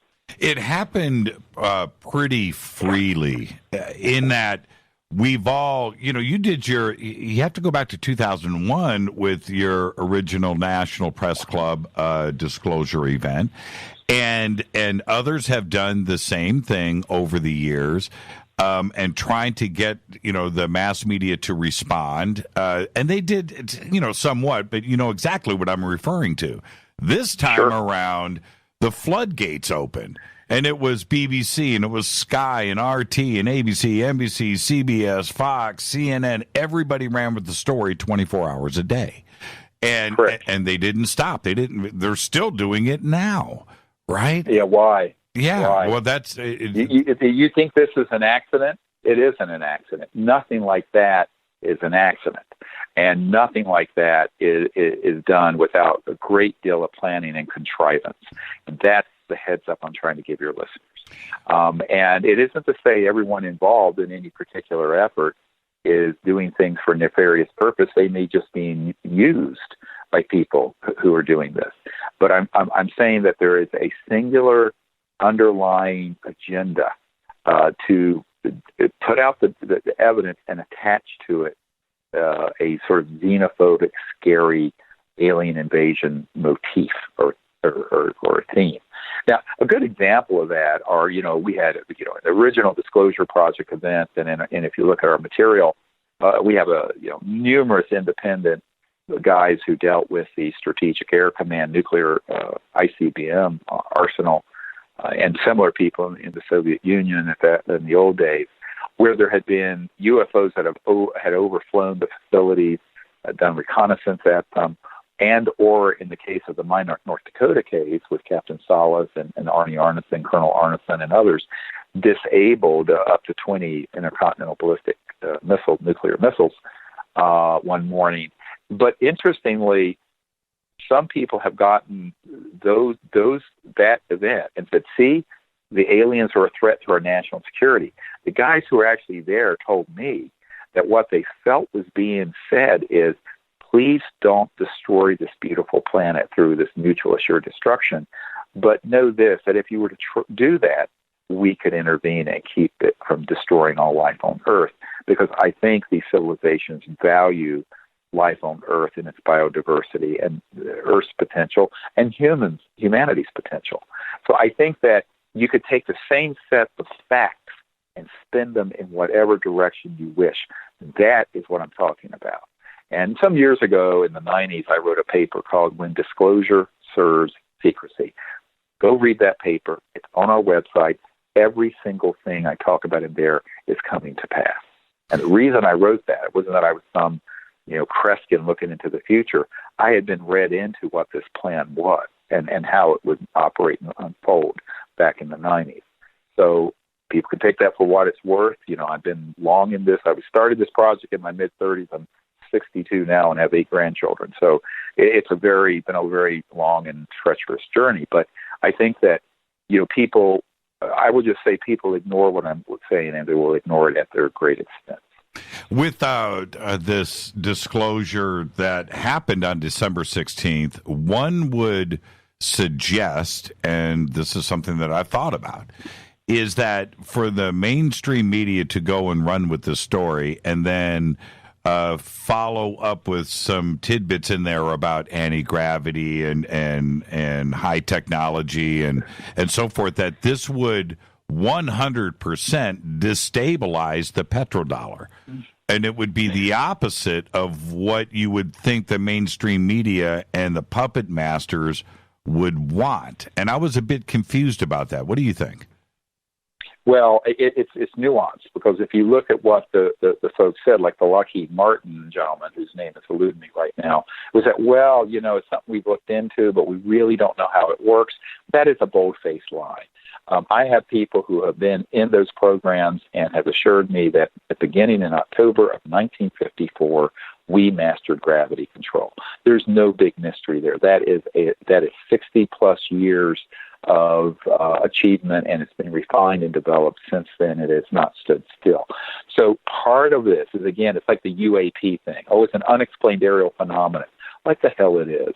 They know exactly what it is. But let's pretend like we don't know what it is. Let's pretend like the deep unacknowledged projects don't have fully functional anti-gravity devices that look like an alien ship but are man-made. Let's pretend. So there is this game being played of some fact here and a lot of deception. That's what I'm talking about. And I can assure you that what I'm telling you is the truth about this.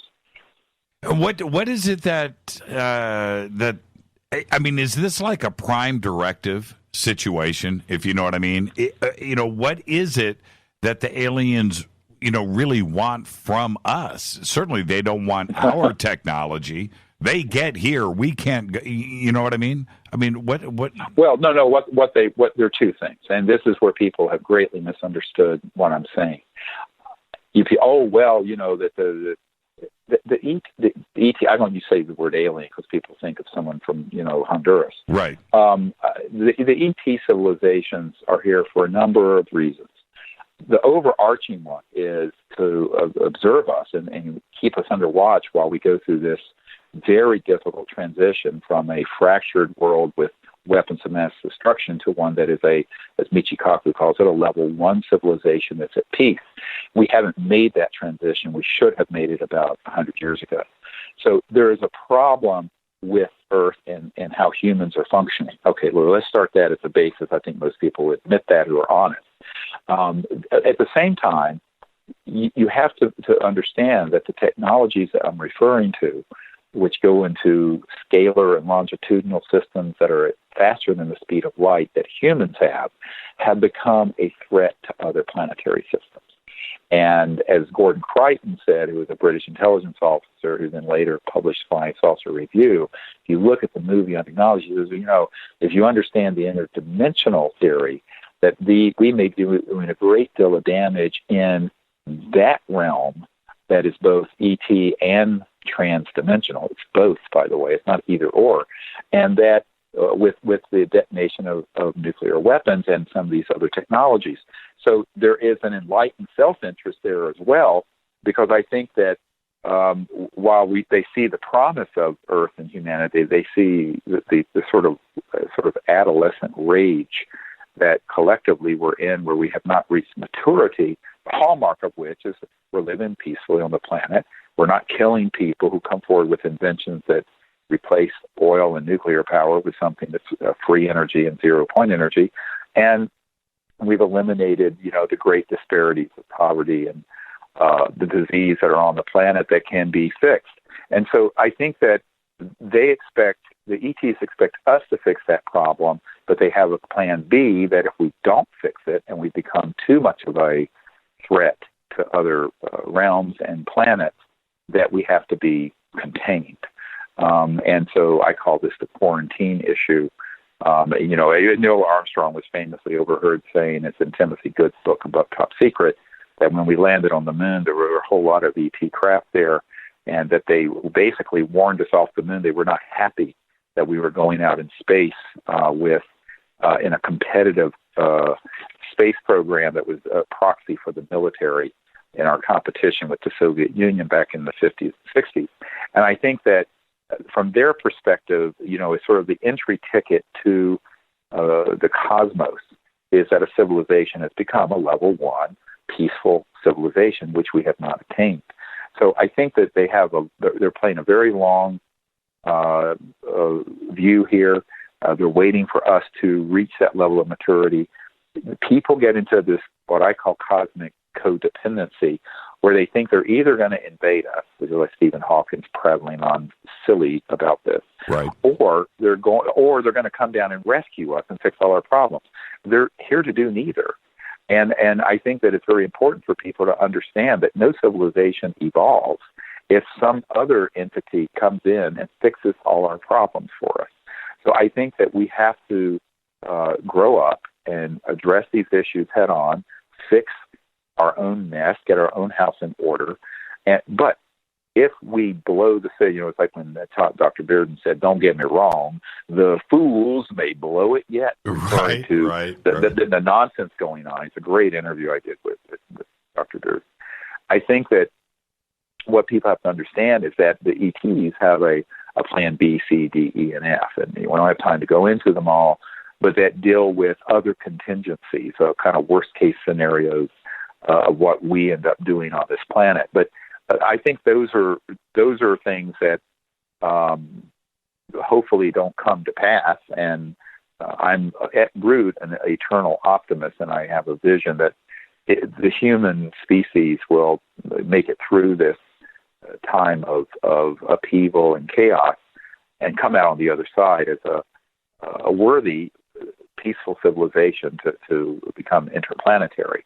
And I think that is our destiny. But I think to get there, we got a lot of explaining to do, and we have a lot of fixing to do, and we have a lot of growing up to do. And we have, and this is where, and I understand the benevolent side of things, because it's my belief that if they wanted to take this from us, they would have already done it.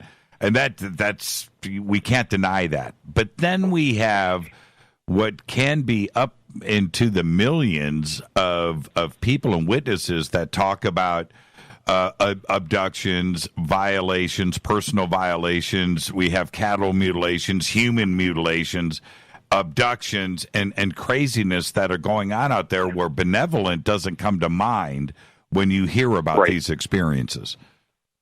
Well, and that's one of the reasons that we have just a little bit that's in the documentary and more in the book about classified projects that have been staging those for decades. I know people personally who have been on the abduction squads masquerading as aliens. Now, it's not to say that everyone who's had a scary contact experience had a unacknowledged special access project operation run against them, but it's a very mixed picture. Certainly, the mutilations, I know for a fact, have been done masquerading as alien when they are not. So I think that one of the problems gets into everyone tries to take a phenomenon or a bit of evidence and reach a conclusion and bypass, a dozen steps of analysis and research. And that's one of the problems is the jumping to conclusions based on what seems to be obvious. And of course, often it's said, well, the humans don't have the technologies to do that. Well, actually, we do.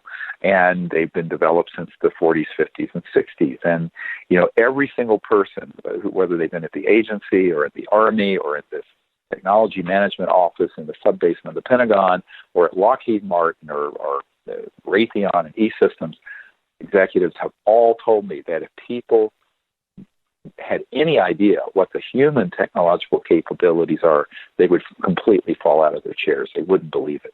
So I think that we have to look at all the data and all the experiences and back it up and say, is it actually ET or is it man-made masquerading as ET? And to do that, you have to do a very deep research into what the human covert capabilities are and how they developed in the post-World War II era. I just watched this tweet roll by, and I don't normally say something like this, but I'm going to do it. I just have to, because everybody is thinking this way. We have Dr. Greer, we have DeLong, we have Corey Good, we have Wilcock, we have Stanton Friedman, we have Linda Moulton Howe, we have Richard Dolan. The list was long, right? It was just right. And it was just everybody has got a take. Who do we trust and believe? Why can't we all just get along?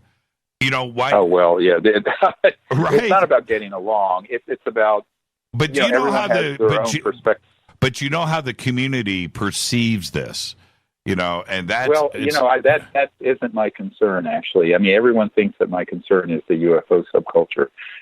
It never has been. And I'm not trying to be mean about this. I think that we have to look at, there's 7.5 billion people on this planet, and I think we have to be concerned with the human future. And I don't really care about the politics of ufology and all that. I mean, many people live and breathe that. I'm honestly have never been very interested in it. My own interest lies with the larger world and cosmos out there. And so all of that doesn't interest me. Where I get interested is where there are people who may be in our community who are being provided disinformation or being deceived. They don't have access to sources, methods, and people. That where they can then begin to wittingly or unwittingly advance what I have called, when disclosure serves secrecy, a secret agenda masquerading as disclosure or masquerading as information. So now, I mean, people are free to believe what they want. They can believe in the tooth fairy. They can believe the world's coming to an end tomorrow. They can believe whatever they want. What I'm trying to do is provide an analysis and a rational view, but also one that has a path going forward. Because if you were to take many of these things at their face value and say, okay, let's assume that there are one or more civilizations out there that are really quite dreadful. What is your solution? You're going to have a Star Wars like George Lucas's fantasy films with the lasers shooting back and forth? No.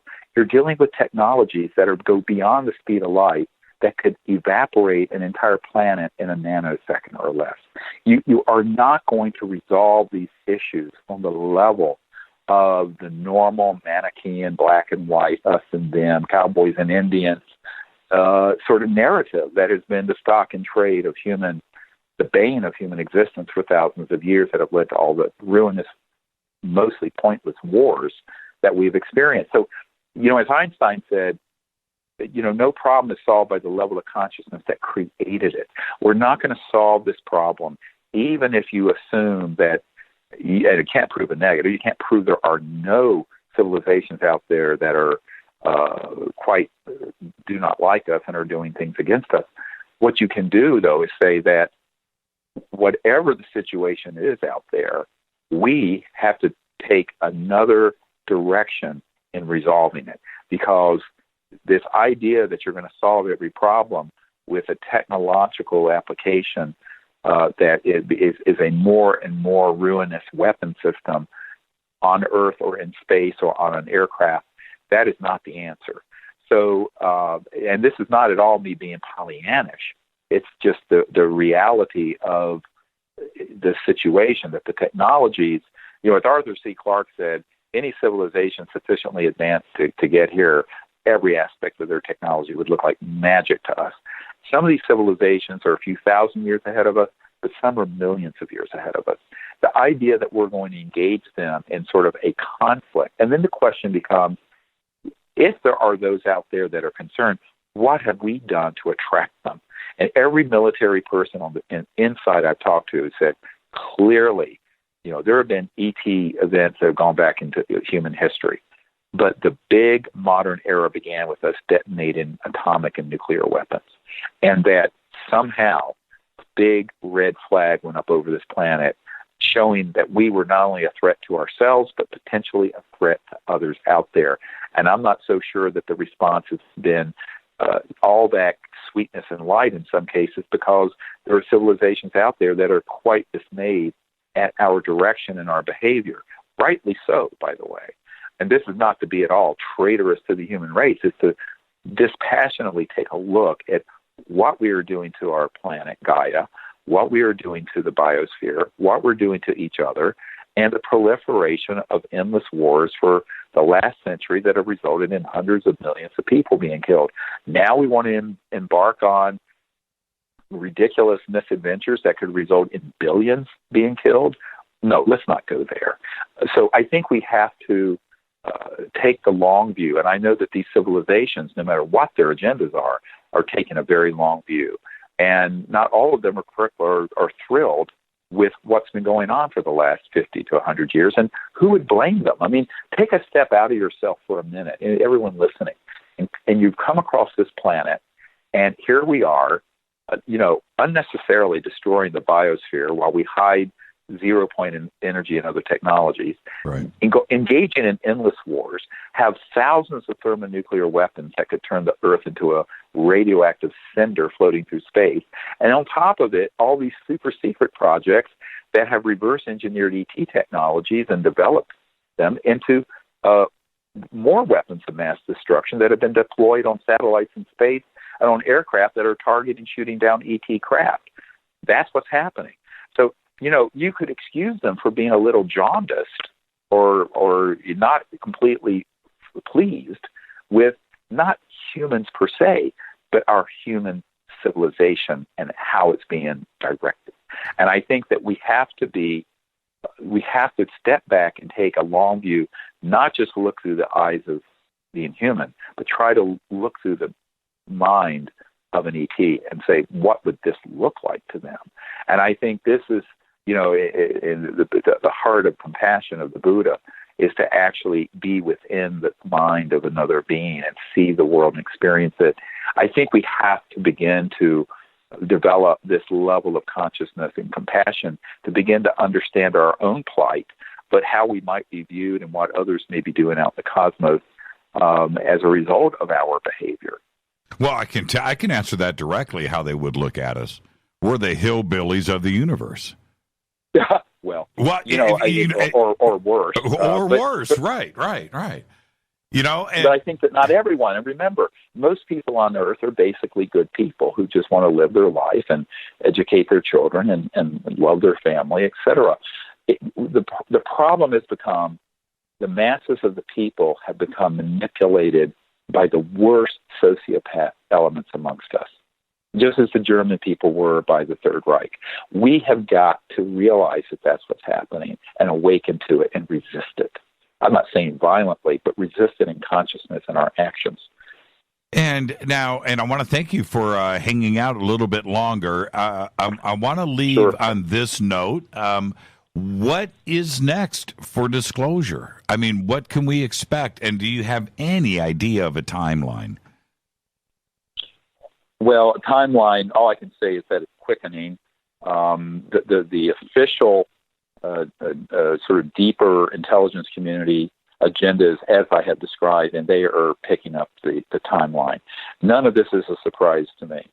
I know when we did the initial event in 2001, a member of the committee that keeps this secret, who was the grandson of James Jesus Angleton, called me and said, you have moved up our action and timeline by 12 years at least, and then we're going to react. And it was an ominous phone call the day after that event at the National Press Club. But, it's a very dynamic situation.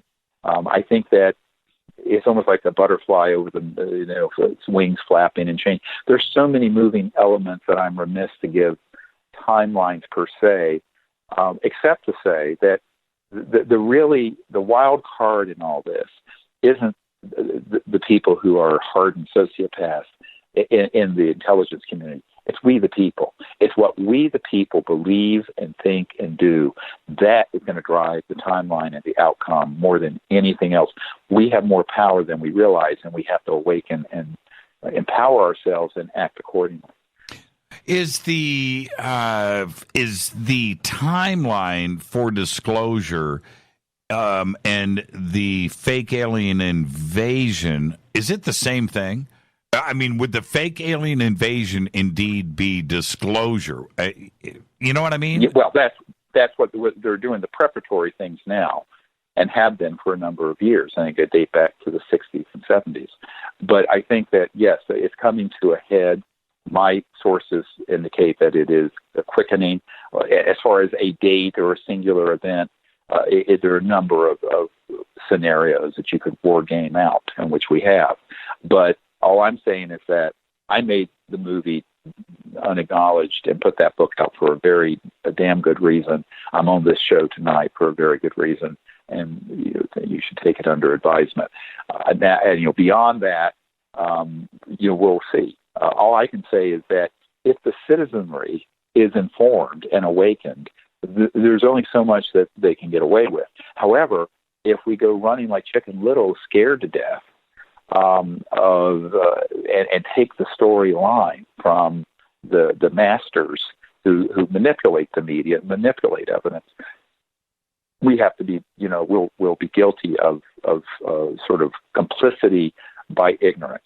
So I think we have to realize that's really the challenge, is to understand this issue, but understand what the path forward can be that's a good outcome for our people, for humans and for the earth, and for the long-term future. And that's very clear what that path is going to be. It does not consist of running around with the sky is falling and we need to go around kicking alien butt and engage in World War III in space. This is not the answer. And anyone who thinks it is completely deluded. And I think that's why all of us have a responsibility to educate each other, come together in communities. It's the big reason why I founded the CE5 initiative, where people form teams to go out to make peaceful contact.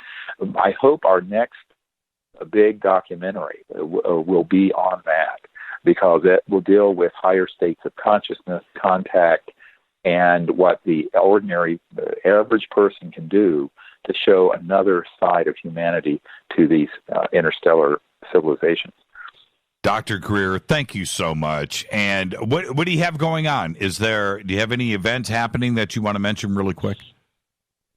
Well, we'll probably do an expedition under the stars in May out in Arizona. We haven't announced it formally yet, but those interested could write to us and get on a list. We're planning to do another major feature film, as I mentioned, on the CE5 initiative. And I personally am grounded. I can't drive for 3 months because of this busted shoulder. So right. I'm sort of being driven around by my wife. So I say a little prayer that this heals up well. It's been a mess, but hey, stuff happens and the body gets broken. Thank you so much, Stephen, and give our best to Emily, and look forward to having you back on the show. Thank you so much. Thank you, Jimmy. I appreciate it. Talk to you soon. Dr. Stephen Greer. Now, all of his info is over at jimmychurchradio.com. Of course, Unacknowledged is there. You can go and check that out. And what was that? Oh, Twitter, at Dr. Stephen Greer. It's Fade to Black. I'm your host, Jimmy Church. I'm going to open up the phone lines right now. I'll be right back. Hi, everybody. This is Rob Halford, the Metal Guard, on jimmychurchradio.com. This is KGRA Digital Broadcasting Station. Salt Lake City, Utah. Van Buren, Arkansas.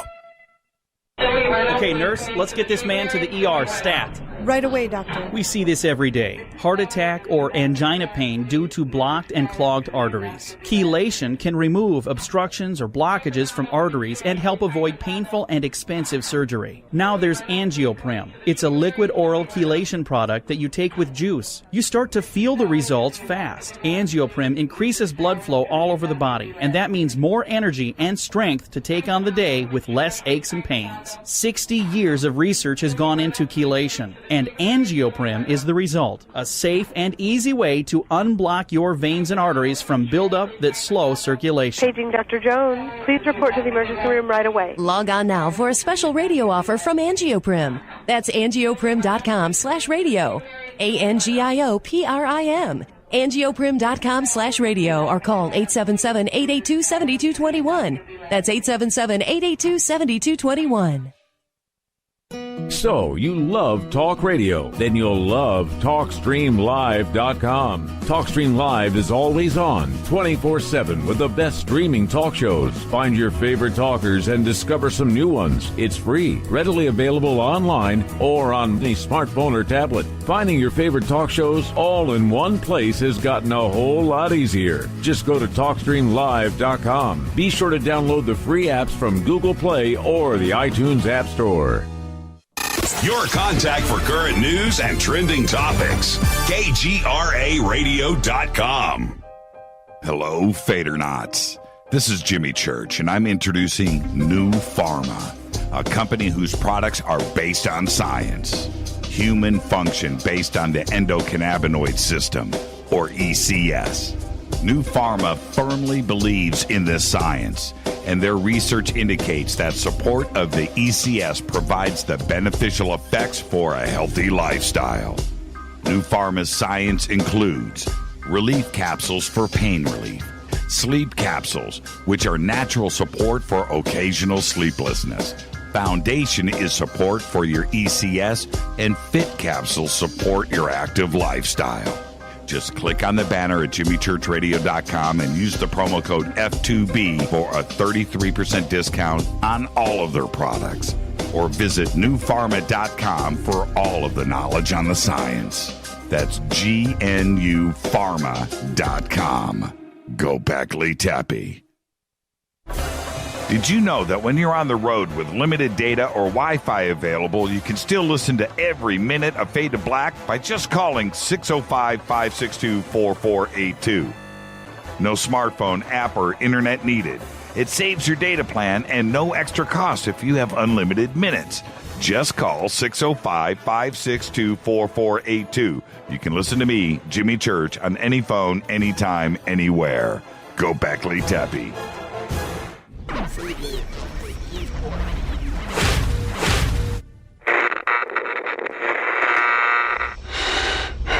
You want to know a secret? I love ponies. I really love ponies. I'm serious. I couldn't stay sane without ponies to brush. Why fade to black? Because you never got that pony, damn it. This is Fade to Black with Jimmy Church on the Game Changer Radio Network and KGRA, the Global Radio Alliance.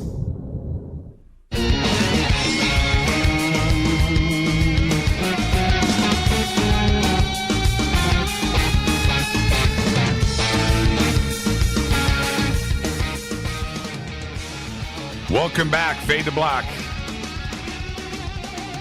I'm your host, Jimmy Church. Thank you, Dr. Stephen Greer. Great conversation. Wow. Okay, I'm opening up the phone lines, 323-825-5045 or 323-275-9695. You can follow me on Twitter at JChurchRadio. I've got lots of questions lined up there. I'll get to those. Hashtag F2BQ is where the questions are. And, of course, hashtag F2B is the sandbox. Now, I want to hold up to the camera, everybody. Check this out. This came to the bunker today. There it is, my Fade to Black coffee mug. Look at that. The Bell Jar Fade to Black coffee mug from Tinette. And that is absolutely amazing and is full of River Moon coffee. Thank you, Tinette. Look at I'm going to hold it up to the camera again. Look at that. Oh, hold on. There it is. Okay. You got it? Fade to Black, man.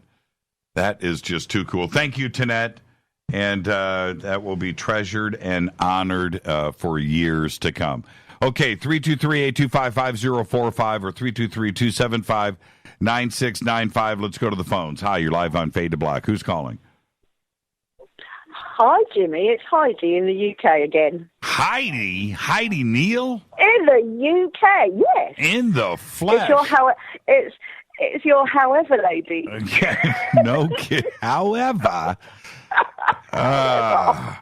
So how are you, Heidi? What time is it over there in the UK right now? It's 5 a.m. 5 a.m. and you're up listening to Fade to Black. Thank you. I am honored, young lady. Thank you so much. I try not to miss it, but my time's all over the place at the moment. I don't know whether I'm American or British or Chinese or Australian. I just sleep when I'm tired and whatever. Yeah. Time has no meaning to me whatsoever. I think we know where you're from with that accent. So what did you think of the conversation tonight with Dr. Greer? It's very interesting. It really is very interesting, all this stuff that's happening. I'm going to say it. However... My concern with a lot of stuff like this, and I'm pretty sure a lot of people agree with me, all this should be free access. I know they've got to make some money, do they? My point is, I did actually ask a question earlier on Twitter, but obviously you didn't get around to it. I'm sure now, if they were to redo the citizens' hearing, because obviously that was like huge amounts of money to get that thing up and running and pay for people to come and give their testimony, etc. But I'm pretty sure with the latest, the 16th of December thing, I'm pretty sure that donations would flood in now to get that done again. Because obviously now it's gone global with the whole mainstream media coverage. I think they should do that again, because obviously you're going to get a lot more inverted commas whistleblowers now than you had then. I mean, I know they're all extremely high caliber, but you could really do something massive with that now, and I'm sure people would gladly donate to that. I don't agree with putting big price tags on, just to use the CE5 as an example. I just think it's something now that needs to be globally heard and seen for free. That is the whole point of it. I mean, the word disclosure is, allowing everybody to see what's going on. So I think stepping away from the charging bit is a way forward. And as I say, I think if they were to redo the citizens' hearing now, I don't think funding would be an issue, because people do want to see it. We're desperate. I mean, I think the disclosure gap between December's announcement and now has been far too long. Obviously, the interest peaked. But I think, not to say that people aren't going to sit up and listen again, but I think it's waning a little bit because they've left it too long. It should have been possibly a whole flood, once a week at least of now the mainstream media on it, of whistleblowers that maybe we all know about, but obviously the general public aren't aware of these people. Unless they're into the subject and they follow it on YouTube or wherever, people aren't actually aware of what's gone down and who's talking about it and what they're talking about. Well, so I'll tell you what's interesting on what you just said. When it comes to the CE5, what I dig about the CE5 is the awareness that it brought. Okay, that getting a group of people together, meditating and peacefully calling in our space brothers. Okay, I dig that. But let me tell you something. I can do when I okay, I'm just going to say this directly. When I do a night watch and Jimmy Church is there ain't no meditation going on. I'm a loud, exactly. Just got to connect. Right. I'm a loud, obnoxious, fun guy, and I'm out there laughing. I'm the opposite of meditation. I've done night watches where I've had people come up to me and go, "Jimmy, you got to be a little more quiet." Nonsense. They love the energy. No, they love the energy. Exactly. It's the same when you ghost hunt. When you ghost hunt, you'll always find. I went on a ghost hunt this weekend, just gone actually, in Hastings, and every time we were laughing, not messing around necessarily, but just the energy was so high. We were getting more responses by that behaviour, if you like, if you want to call it behaviour, by that energy, we were getting higher responses than anything else. And obviously, the ghost, the spirit subject, and the ET world, I believe, is linked anyway, multidimensionally. They go for the energy because it's a higher vibration.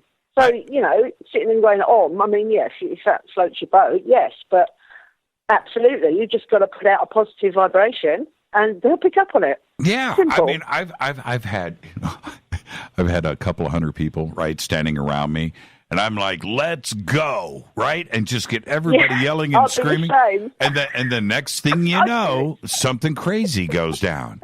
Absolutely. And I'm not saying if it works for them, fine. I'm going the other way with it, Heidi. Okay, so now let me ask you. Let me ask you this: with and you just commented on this, the disclosure that happened on December 16th, which I applauded. I'm fully engaged behind it. Dr. Greer's got his reasons for saying, okay, let's use discernment here. Okay, all right, that's fine. but that doesn't take away from me my enthusiasm, and I look forward to what DeLong has got to do next. I really do, and I'm okay with that. Why? More people are talking about it, just like you have just mentioned here. Yeah. And I think that is a good thing. I really, really do. Yeah, absolutely. Totally agree. The more we can share this, the more we can get it out there, the more hashtags we can add to this weird subject, the better. Get it trending, you know. Now, what I'm happened? a big one for that, you know I am. Yes, you are. What happened with the UK, the way that the BBC dealt with that too as well? How do you think that the show host over there and the newscasters handled it? Do you think they did a good job? Well, do you know what? For a start, I don't watch any TV whatsoever. And to be honest, with regard to British media handling any subject along these lines, because I'm a colleague of Joanne Summerscales from the ET Newsroom, and a documentary was done. I mean, I know documentaries are slightly different, but nevertheless, they tend to put it across as you guys out there, as your mainstream media used to put the, oh, little green men, ha, ha, ha, after every article. The Brits are still like that over here. And I mean, I've still got people that want to talk to me about it. Now, they know that I'm the alien girl. You know, I'm known as that now. Mm-hmm. I used to clear pubs when I walked in. Now they have to form a queue to talk to me. But nonetheless, it's still... I think we're still medieval when it comes to this stuff. People are very straight-laced, very, you know, the Brits, form an orderly queue sort of thing. And they're still not opening up to it as they should be. This is why Joanne and I struggle so much with the events we got it organised. We organised an experiencer evening last year in Hastings for anybody that wants to literally come along and, you know, share their stories with like-minded people. And we had 3 people. 3 people turned up. It was awful. Wow. So, yeah, with regard to how the BBC handled it, to be honest, I didn't see it, but you can guarantee it was laughed and giggled about. We're still behind, basically. Heidi, thank you so much for calling. It's hard work. Thank you so much for calling in, and keep us posted on everything that's going on in the UK. Thank you so much. All right, sweetie. I'll talk to you. You got it. Heidi Neal, everybody, live from the UK. And let's just... whoa. Okay, you're live on Fade to Black. Who's calling? Hello, Deb from Sacramento. Hey, Deb from Sacramento. How are you? Hi, Jimmy. Fabulous. I just got my Fade to Black T-shirt and Life Change Tea today, and my T-shirt's autographed. So I'm so excited. There you go. Yeah. Now, we'll see, but that's good and bad. The bad news is you can't wash it now. So you have to wear it forever and let it get good and ripe. Okay, well, I wore it to work today, of all places, which is a no-no, but I did it anyway because my boss wasn't there. And a bunch of people in the hallway and on the elevator like, oh, let me see your shirt. They're like, oh, my God, that looks so cool. And I was telling them the radio station and how they can get it on YouTube and everything. And one lady goes, I think my daughter listens to that station. And I said, she goes, that's the UFO stuff, right? And I go, yeah. And she goes, oh. I go, well, the millennials, they get it. And she goes, yeah, they sure do. So all kinds of different conversations are breaking out all over the place. Oh, that is too funny. That's what the shirt is for. Well, look, the shirt looks cool, right? So it's cool to wear. Yeah. It's got that, but it's advertising to get the message out. You know, so thank you for that. Absolutely. Okay. You know, one at a time. That's what we do. One at a time. Right. So what did you think about the conversation tonight with Dr. Greer? Okay. So Greer, I followed him for a long time. Everything he said and I have basically heard before. But, you know, it's so important for him to keep saying it because what you just said was, you know, the whole DeLong thing, and he may not agree with it or whatever, but it's like it's still exposure. And the people that first hear about DeLong stuff that aren't into it, that's going to get their attention, it's going to expose it and put it out there. And then what are they going to do? They're going to go to YouTube. They're going to start researching. Who are they going to find? They're going to find Greer. They're going to see all his stuff. They're going to start listening to all kinds of different stuff, and they're going to get his message. And so we can still be discerning, but if we're just all asleep, we can't be discerning. So it's still good to get it out there expose them to everything out there, listen to everybody, and then that way, just like we were all kind of just buying what they told us about 9/11 because we'd never seen anything like that before. Right. If they hit us with an alien fake invasion, you know, our minds are open and we're watching and we're alert, and we just won't just buy what the media tells us. Well, you know, we'll be able to use some discernment. Yes. And this is, okay, now, obviously, I think what happened on the show tonight is how I deal with the show.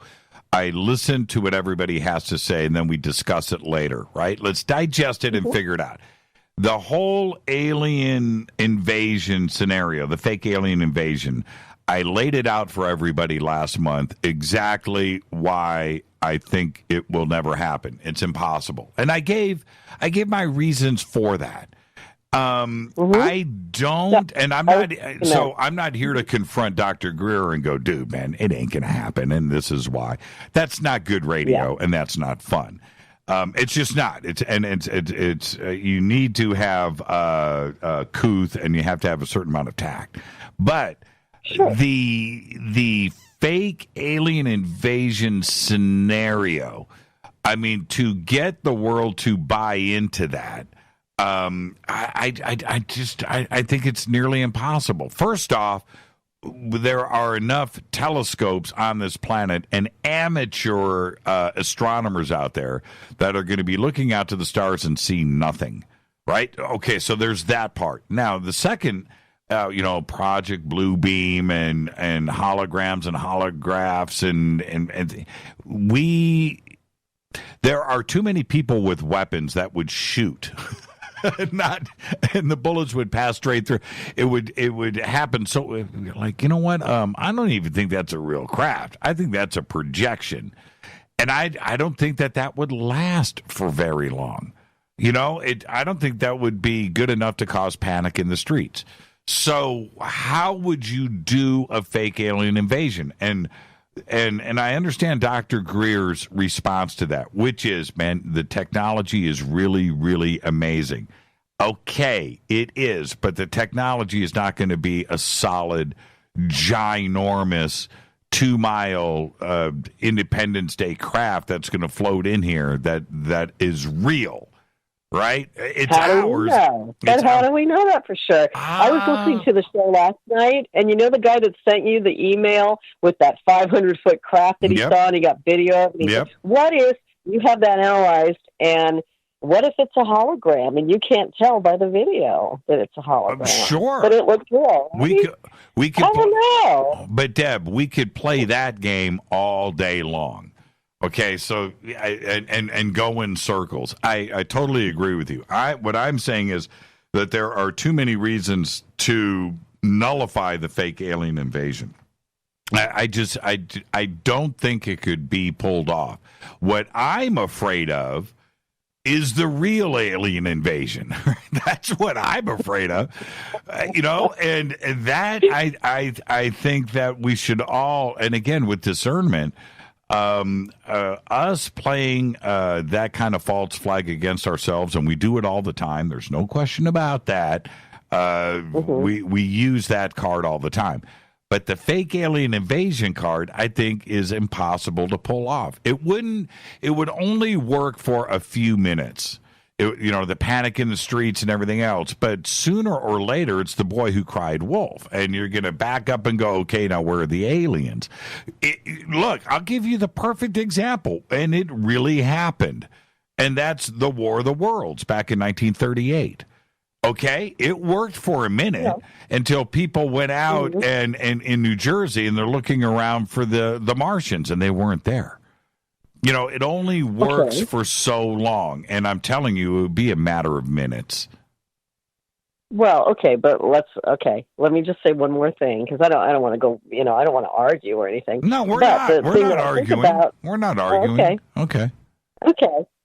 But the thing that I think about when he talks about all this advanced technology, I keep thinking about 9/11, and I think those buildings were justified by something, and it might have been something that we have up in space that we don't know about by, laser pulse weapons or something. So what if they throw holograms up their spaceships, and then they use those weapons and they fire down at us on the Earth, and we think that the ships are firing at us. Mm-hmm. That's just something that, when I think about advanced technology, it's like, what if they use it for that? Right, right. And I brought that up, and you're absolutely right. But at some point, the fake lasers from space need to start killing people.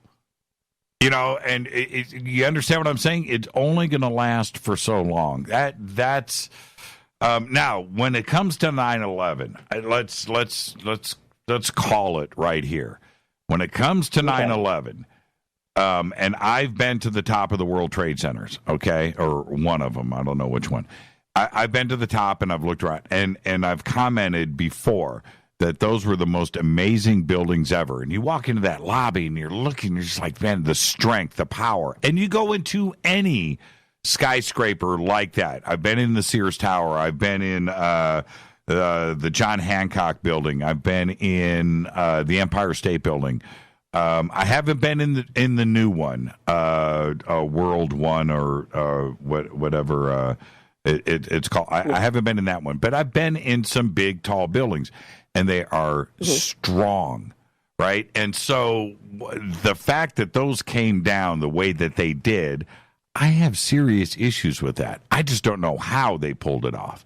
I don't think it was done with airplane fuel. I don't. No. So what really brought the buildings down? I don't know if we'll ever know. Unless some crazy whistleblower comes forward and says, okay, here's the documents, here's the plans, here it is, here's the names, the places, and the technology that we used. But my eyes tell me that they should not have fallen. Because I've been there. I've seen, and it's just, I don't buy into that. And I have a big issue. Now, who, what, when, where, how, who, that's a whole nother thing. And I don't know if we'll ever get to the bottom of it. I really don't. I know. Yeah. And the question of false flags, look, when we look at Operation Northwoods, we look at the Gulf of Tonkin. We look at World War I, and even World War II. The art of deception to use something for your own means is something that's been practiced, and it goes back thousands of years. This isn't anything new. It isn't anything new with our country or our government. No, it's just something that's been practiced forever. Do you remember Monty Python and the Holy Grail? Nobody expects a Spanish Inquisition, right? Now, as funny as that is, and it's hilarious, but that taught me a lesson from a very young age, right? It's really, this has been going on forever. So thank you so much, Deb. I wanted to ask you one more question about Greer, and I can't remember. Man, I had another question for you about Greer. I can't remember. All right, thank you so much, Deb. And B. Was this? Have you done your own CE5? No, I want to, but ECETI comes first, then the CE5 thing with him. Oh, ECETI's on the top of my list first. Yeah. Well, ECETI, you're going to do your own CE5 there 24/7. That'll be cool. And, I totally agree with your energy, too. I don't care if it's meditation. If it's positive, whether you're yelling or you're happy or it's positive, loveful thoughts that you're giving to them, that's what they're drawn to. Thank you so much, Deb. And be safe and be well. That's a great conversation right there. Let's stay on the phones. Hi, you're live on Fade to Black. Who's calling? Hey, it's Jason from Louisiana. Jason, from what part of Louisiana, Jason? Lafayette. Oh, Lafayette. Yes, Who did we have on? Did you hear on Coast the other night? We had somebody on from Lafayette, one of the callers. Did you hear that? I'm not sure, Jimmy. Okay, that's all right. Remember. That's all right. There's so many I listen to. There's so many. I get it. What's on your mind, Jason? I listened to Stephen tonight, and I hear, everything he's saying. I hear everything David Wilcox saying. I hear everything everybody's saying. But a lot of things that people aren't talking about is AI. And that's my real fear right now is I think we're closer to AI than we are to aliens possibly coming here. I think they're already here, but showing up on the White House lawn, not so much. I think it's probably going to be AI, and that's what scares a lot of people most, is having some AI out there that knows way more than us and can do more than us, because Gordy Rose is out for Kendrick AI, and he's out to solve this issue. I think we need to ask ourselves some deep questions here. Yeah, and I'm totally with you on that, Jason. But totally 100% with you. By the way, that's a reality that we are dealing with right now, and there are some pretty crazy dudes out there with a lot of money and a lot of engineers and big companies behind them pursuing AI at breakneck speed. That's a fact. Right. That is a fact. I mean, I think we're already there. These people like Gordy Rose come out with Kendrick AI and talk about, they're summoning these things, and he doesn't go in to tell us if it's aliens or something else or demonic entities. Right. I think everything truly is connected, no matter what, consciously. So I think that we can communicate with things throughout the universe. I truly believe that. I have had my own experiences, possible abductions, missing time, things like that have always come up, and it's kind of been a little scary for me. So I'm seeking, more truth, and I listen to everybody. And it's just a weird thing. I think we're closer to that than we are meeting an alien. I think we've already have. I think Balazar is correct. I think all the stuff in S4 has really happened. That's why they call it Dreamland. I think, all those things that are magic, it's real. I truly believe it, at least, but I think AI is our bigger problem. That's just my only option here, my only theory. This is the trippy thing. Before I let you go, I want you to answer this for me. It's one thing to fear AI, okay? But I think the part that we don't understand is those that are creating that technology and pushing that forward aren't going to be able to control it, and they think that they will. And that's what's crazy. I agree. I 100% agree. I'm not sure you can control something that thinks they can control itself. Maybe if we have little tiny robots and computers that do things, but you see what they're building with Sophia in Saudi Arabia, and the First Citizen. They're building these things to look like people. So, and they're connecting brains now to signals and chips, and it's just a little weird for me to, I love the AI story now just because it's so fresh. And I understand computers a little bit, but the quantum computers, if anybody's out there, you might want to see how these things actually operate. And then the AI portions after the quantum. So it's pretty scary stuff. I'm not trying to scare anybody, but, at least open your mind a little bit, see how these things actually operate. It's interesting. You're absolutely right, that's all Jason. I got, Jimmy. Hey, man, great Amazing phone call. shows. Thank you, man. And be safe out there in Lafayette. Yeah. All right, buddy. I'll talk to you. And the quantum computing thing, that part of it, if you have any idea, and you can go look at the blue wave systems right now, and you can go look at those computers, and you can see what they are doing. I watched a documentary 2 nights ago about quantum computing and what is the latest of the latest of what is going on out there. And the ability for qubits to do those calculations that they can do right now is nuts. But when you combine that with CERN and the other stuff that is going on at the same time, and you combine that with AI, I'm telling you, I think, and this is what Jason was alluding to right there, I think that they've opened up the door a couple of times to some portals that they don't understand, and something is crossed over. And when you deal with that and that part of it with not only AI, okay, but the possibility of these questions of our own timelines and the Mandela effect coming into play here, what is actually the case? And I'm not so sure that they know what they are doing. And think about that for a second. And that's for me the bizarre part. They don't know. They don't know. Things have crossed over. Our timelines have changed. Think about that. This is Fade to Black. I'm your host, Jimmy Church. More of your phone calls are next. Stay with us.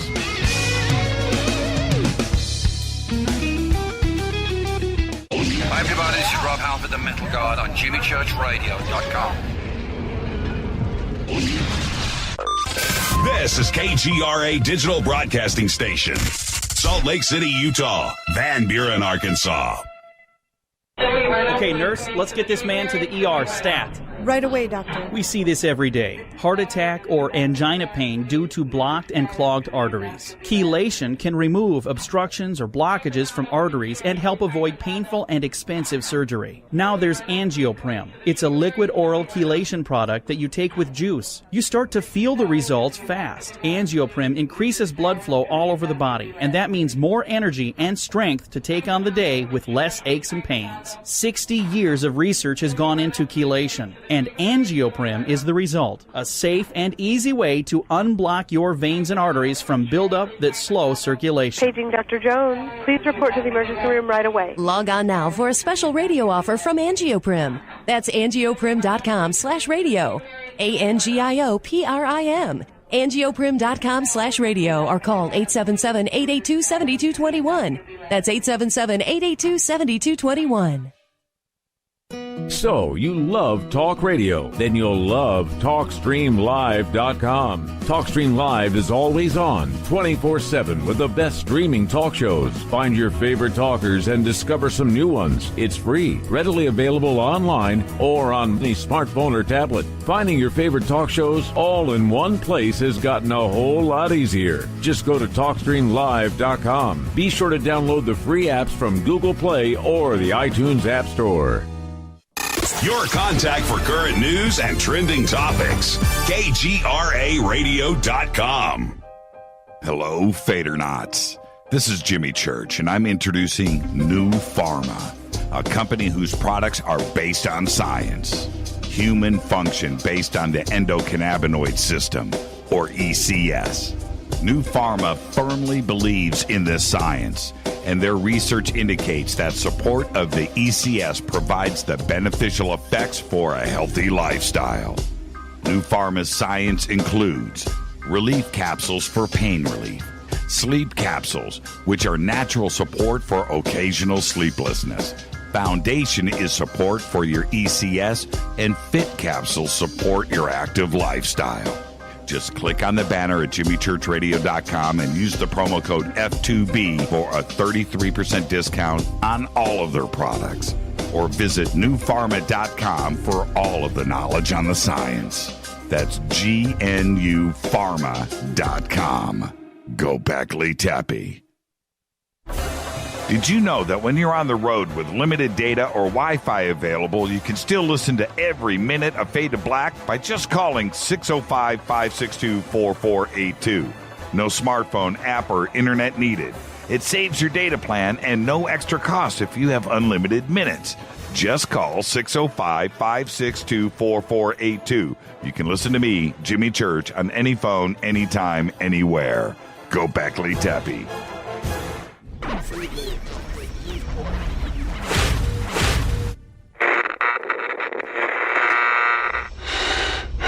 You want to know a secret?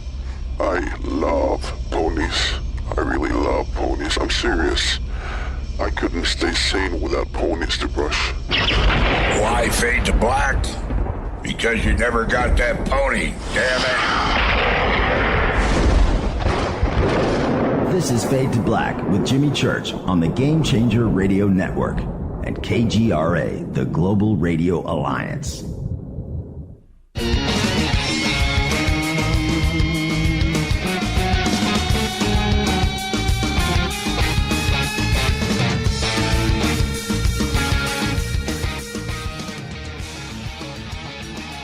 Welcome back, Fade to Black. I'm your host, Jimmy Church. You can follow me on Twitter at JChurchRadio. Simple. Email is jimmy@jimmychurchradio.com. On the Game Changer Network and KGRA The Planet, I'm keeping the phone lines open, 323-825-5045 or 323-275-9695. Let's go back to the phones. Hi, you're live on Fade to Black. You're Hello? live. Yeah, you're live. Hey, Jimmy, how you doing, buddy? Who's this? Ricardo. I'm calling from San Diego, California. Hi, Ricardo. How are you? Good, buddy. Just wanted to ask something I had in my mind. I was listening to your show about Stephen Greer. I also support that guy. I've been following him for the past 5-6 years. Right. But I'm not sure. I mean, I believe in aliens. I want to believe they come from outer space. But what happens if maybe there are, like Richard Dolan says, that there's I forgot the word he uses, but they're a different civilization. Like they have more advanced things that they don't want us to know about, and they're probably the guys or people that live in our Earth. So what happens if the UFOs are not from space? What happens if they're all from Earth? And maybe the aliens are created by us. They're not actually from outer space. Have you ever thought about that? I think about it all the time. And I'll give you a really good example of that. It's called time travel, right? Time travel. What if they are us? What if they are us? What if they are us from the future? And another way to look at it is this. If you, Ricardo, let's say you're time traveling, right? And you go back or you go into the future. It doesn't matter. You're time traveling. Are you going to want to be discovered? No, you are not. If you are a time traveler and you go back in time and you get caught, bad things are going to happen. You're not going to be able to explain your way out of anything.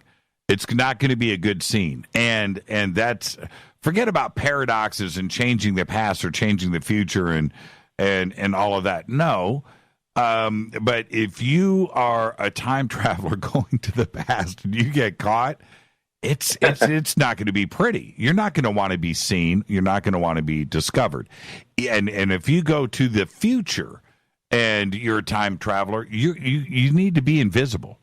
Now, if these craft, these things, right, there are reasons why you would not want to be, if you are time traveling, right, from the future, you're not going to want to be discovered. And the other thing is, we're just like you traveling into the past or to the future, we shoot first and ask questions later. That's what we do, right? So these craft that are coming in,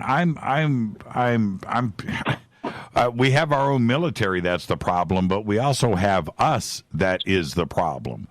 And shoot now and ask later. So if you're a time traveler and it's us, you're not going to want to be discovered. And there's too many problems that go with that. And so, yeah, have I thought about it? I think about it all the time. I really do. What if it's just us? Right. So do you remember in Rendlesham, when that craft was seen by Peniston and Burroughs and I think, and Peniston said that he was told through the download when he touched that craft that it was actually us, right? Yeah. That it was from the from future. The year 2160, something like that. Right. So what? I don't have a problem with that. Well, first off, we don't know, right? So we need to put every option on the table, Ricardo. We really, really do. Until we have the solid, real answers, the facts are we're being visited by something. We are. I've seen it myself. There's no question in my mind that ET has been here, is here now, and right now above San Diego, you go out in front of your house with some night vision and look up into the sky, and you're going to see something that you can't explain right now at this very second. Oh, yeah, yes. That satisfies your answer. That satisfies me pretty much. Yeah, you're right. You're right. But before I let you go, sure. My daughter said that she wants you to shout her. Her name is Alexia. She's only like 10 years old, and she loves watching you on TV. Oh, what's her name? Alexia. Alexia, what is up? Hi, Alexia. Hey, listen, do me a favor. Can you answer a question for me? Yeah. Is your dad cool? Yes, of course. He's the coolest. Thank you so much, Alexia. Hey, Ricardo, Yeah. Do me a favor. Send your email, send your address, and I'll send a T-shirt down to Alexia, okay? Oh, man, you're awesome, bro. Hey, appreciate you, bro, all right? All right. Thank you, Alexia. I'll talk to you. Thank you, Ricardo. Write Rita right now, okay? I will, buddy. Appreciate it, bro. Talk to you soon. Thank you. That's how we get Fadernauts, everybody. We buy them with T-shirts at the youngest of age. That's what we do. Yeah, I mean, time travel. What if it's just us? What if it's just us? Then, you know what comes into play here is the Mandela effect, the altering of timelines, little things here and there, those little things that tell us that something's not right. And, before you go, my memory is, maybe it's my memory. No, it's not. It could be. But maybe it's us visiting us here and now. And I don't have any issues with that. And there's so many reasons why that would make sense. There's so many reasons. And Einstein... Let's go to hard physics. Let's just go to science right now. Einstein said, going into the future, easy. Can do it. It's easy. Well, first you got to travel at the speed of light or close to it. But you pull that off, time travel, it's here and now. Going into the past is difficult. Now, I have issues with that because the past has already happened. So why wouldn't going to the past be easier than going into the future, which hasn't happened? Right? I have that problem. It's a fundamental thing for me. Going into the past should be easy. It's a snapshot. It's in the ether. It's electromagnetic. Why can't we just go into the past and hang out? Why? Well, he says no to that, or it would be very, very difficult and take a lot of energy. But going into the future... that's easy. Jump on a spaceship, head out at the speed of light, go out for a couple of years, turn around and come back 50 years, 100 years in the future. Take your pick. Right? Now you have just time traveled. No time machine involved. Just merely speed of light, leaving Earth, and then turning around and coming back. Everything that you know and loved is dead and gone, and now you are a time traveler. Think about that. Okay, so is time travel possible? Of course it is. Einstein said it is so. All right? Now, if that is indeed the case, and you would come back, you've aged 2 years, right? Because everything is slowed down, and you come back, or 1 year. Let's say you're 1 year older. You went from 35 to 36 years old, but you come back to planet Earth and it's not 2018, it's 2118. Now you're looking at a different technology. What's going on here, right? And now maybe at that point, 100 years in the future, they've nailed down time travel with the time machine and teleportation and quantum and all of that.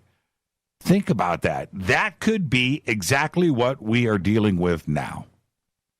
Think about it. It makes sense, doesn't it? All right. With that, I skipped a commercial break with Stephen Greer, so I'm going to get that commercial break in right here, right now. Got to pay the bills, right? Got to pay the bills. So let's do that, and I'll come back and continue with your phone calls. This is Fade to Black. I'm your host, Jimmy Church. Want to remind everybody that tomorrow night is Fader Night. John Rappaport and his No More Fake Newsroom Live, followed by open lines all night long. Follow me on Twitter at JChurchRadio. Email is Jimmy at JimmyChurchRadio.com on the Game Changer Network and KGRA The Planet. More of your phone calls are next. Stay with me.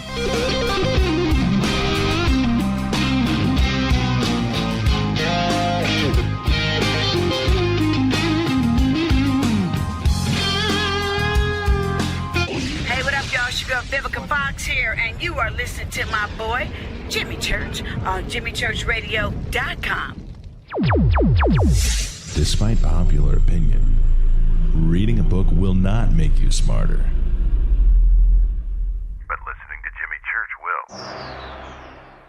So you went to dinner last night, you had your favorite pasta. Ugh. Or maybe you had a heavy, spicy meal and it left you. Ugh. GetTheT.com. Maybe you mowed down a huge steak and your plumbing is all plugged. Ugh. GetTheT.com. Our super strength tea will take care of your occasional. Ugh. It's all organic and non-GMO. Get rid of ugh. We have so many great supplements, but our super tea is number one. GetTheT.com. That's GetTheT.com. So, you love talk radio? Then you'll love TalkStreamLive.com. TalkStream Live is always on, 24/7 with the best streaming talk shows. Find your favorite talkers and discover some new ones. It's free, readily available online or on mobile with any smartphone or tablet. Finding your favorite talk shows all in one place has gotten a whole lot easier. Just go to TalkStreamLive.com. Be sure to download the free apps from Google Play or the iTunes App Store. When you take the beans from Central America with dashes of Indonesian and African mixed in and then roast it to the dark side of Fade to Black, you create the ultimate brew of fringe. Introducing the Fade to Black blend from River Moon Coffee. Yes, River Moon's darkest customized roast was created for the love of Fade to Black. The alchemy of masterful roasting and smoking the beans is in every sip of this full-bodied, dark Java. I need my coffee dark, deep, with distinct bittersweet chocolate highlights, just like the bunker. Leaning further into the darkness of the roast is Fade to Black blend from River Moon Coffee. Just click on the banner at jimmychurchradio.com and use the promo code F2BBLEND for 15% off of your order today. Go Beckley Teppy. Hey, can we talk about something serious for a minute? Your age. Getting old has its perks. But remember, being a few years younger, you know, your hair was thicker, you didn't have so many wrinkles, that extra weight wasn't haunting you, and you just felt better. Well, we can't turn back the clocks and go back 10 or 15 years, but you can start feeling and looking 10 or 15 years younger with Nature's Youth RSF. It's a doctor-formulated daily supplement that helps your body maintain its peak performance and fight the aging process. Imagine sleeping better, looking better, and feeling better. See how Nature's Youth RSF has helped thousands of people just like you at nature'syouth.com. nature'syouth.com. The holidays are coming. Imagine how it will feel when your family and friends are asking you what you did to look so good. Your secret will be Nature's Youth RSF. It's time to start looking better and feeling better. Learn more and order your Nature's Youth RSF at nature'syouth.com. That's nature'syouth.com. Erica, Brittany, Gabby, and you're listening to JimmyChurchRadio.com. It's not a lifestyle we chose. We were born this way. KGRARadio.com.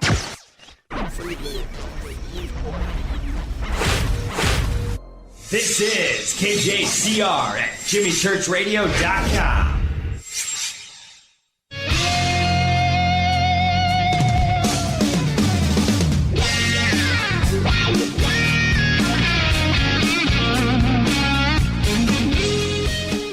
Welcome back to Fade to Black. I'm your host, Jimmy Church. Follow me on Twitter at JChurchRadio. Twitter, wow, I expected that tonight. I had mentioned at the top of the show about us and the photographs that were taken last night at the end of the show, after the show, of the turquoise blue orbs that we shot while shooting the blue-red lunar eclipse last night, the moon, right? Well, I got some pictures in, and I want to thank Kat. Her image that she sent is exactly what we're talking about here. Thank you for that, Kat. So send me your images that you took of the blue moon. If you've got anything with a blue orb in it, turquoise, she's got exactly what we photographed last night. This is incredible. And we've got 4 cameras that have confirmed this. Also, Kat, if you could, I'll reply back. What kind of camera did you use? What kind of cell phone did you shoot this with? All right. Phone lines are still open. Let's go back to the phones. Hi, you're live on Fade to Black. Who's calling? Hey, Jimmy. This is Tom from Dayton, Ohio. How you doing, man? Hi, Tom from Dayton, Ohio, home of Wright Patterson. Yeah. Got a call in today, and I wanted to thank you for some River Moon coffee, man. Got me 4 pounds of the Fade to Black blend. It's all that, isn't it? Oh, but I can't drink any other coffee now. There you go. What'd you think of Stephen Greer tonight? The worst thing about the Stephen Greer interview was that he didn't stick around for phone calls. It's just like when you were supposed to have Corey Good on, and you had David Wilcock, excellent fill-in. That was just blowing my mind, that show with him. But when you have these guys on there that I have so many questions for, and you just don't get an opportunity to talk to them. But the shows are so good, you don't have time to do the calls. But last time I called in, I asked you about this disclosure thing, and with this this slow disclosure thing, I'm kind of in the mindset of feeling like that is an opportunity for them to do what, and this is what I said to you at that time, was what Werner von Braun said was, fake that alien invasion, because if they roll out this thing slowly, there's no Band-Aid that gets ripped off. There's no sudden shift in consciousness. There's just, hey, we'll feed them this, we'll feed them that, and we'll just walk them down this path, and ultimately it could lead to that supposed alien invasion. And when I called you last time, you laid it out for me, man, and I didn't know this, but we've heard that comment attributed to Werner von Braun for ages, right? Mm-hmm. And I had heard it originally from, something Stephen Greer had put out, and he mentioned it tonight in the show, and I was just waiting for you to ask him, hey, I know you can't do that, when he's talking, but I just wanted you to, just ask him, say, hey, where'd you get that information? Is there anything you could send me or something like that? Because, when I said it, you told me, hey, I looked into it and I couldn't find anything. Well, and, I'm just wondering what. Yeah, let me jump in there. I mean, the original quote was taken from Carol Rosin, and I've talked to her about this, and she heard it directly from Werner. But what my comment was to go back into the historical record and catch where he said it himself in a public sense, where it was quoted and attributed to him, whether it was in an interview, he wrote it, it was in a book. And I'm not discounting Carol Rosin at all. And I'm sure that he said it to her, but that is a secondhand source. I wanted a direct quote from Werner somewhere, and I could not find it where it was attributed to him in a direct sense. Right. Yeah, and I was just wondering. I guess maybe Greer was having the same source as you, or attributing it to her, and that's where he's putting it out. I mean, he's got a lot of contacts, so I mean, he might have some document sitting around somewhere that says, hey, yeah, this was written on this day, or this was recorded on this day, or whatnot, and he might be able to put that out there for us. So, yeah. You're right about that. And we've got a weird echo in your phone. Oh, okay. Yeah, so it's me echoing back. But and thank you for the phone call. Yeah, no problem. Have a great one, Jimmy. Absolutely, and I'm sorry about that echo. And I'm probably what it is. It's me coming through his earpiece back into the phone, and then we get that. So, but anyway, I'm not discounting Carol Rosin in this. I'm sure that she had this conversation with him, and it was said to her. What I have always stood on there is I went back after hearing this many times. The quote is out there, and it has been requoted and quoted. Yeah, that's great. That's fantastic. I tried to find it in the historical record. That's all. I wanted to know if he actually wrote this or in a book or it's in a speech or maybe he said it in an interview or, that's all I wanted, because then we have two sources on this and then we could run with it, because then it becomes a very, very heavy statement. So, Carol is great, and she's been there, and her initiative with weaponized space and everything that she has done in her interviews and where she has been, it's all just absolutely amazing.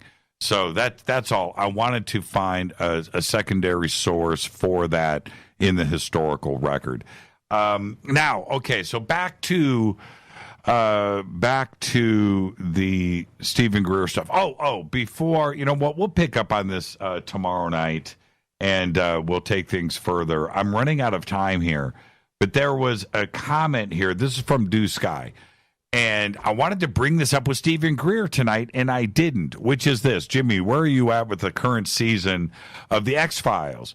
Are you digging it, or what do you think has been, dubbed down too much, and also the lost art of forehead sweat? Now, is this, and at the end of the episode with the ET getting back on his spacecraft and the conversation that he had with Scully and Mulder right there, when he said this, and this is what blew my mind. Chris Carter's really good. When he said, we don't like you guys. I'm paraphrasing. We don't like you. We don't like you guys. So you guys can do whatever you want. We're not going to interfere.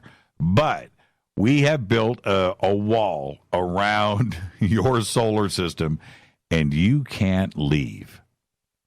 You can't leave. We're done. Goodbye. And he walks up the steps and jumps on his little saucer and takes off. And I thought to myself for a second, that's kind of what Stephen Greer was talking about tonight. That's why I wanted to ask him about the X-Files. I don't like making those analogies, and I don't like comparing the message out of Hollywood to what we do here. Not directly. But there's always that hidden message.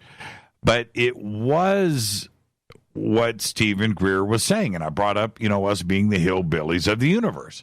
So if you stop and think about this for a second, our technology has come a long way, but certainly that turn of events that happened in the 1940s, 1938, and onwards with nuclear weapons, and then turning around and doing what we did offensively in Japan was a scary moment and a big deal for human history, right? Now, that right there should have scared the aliens.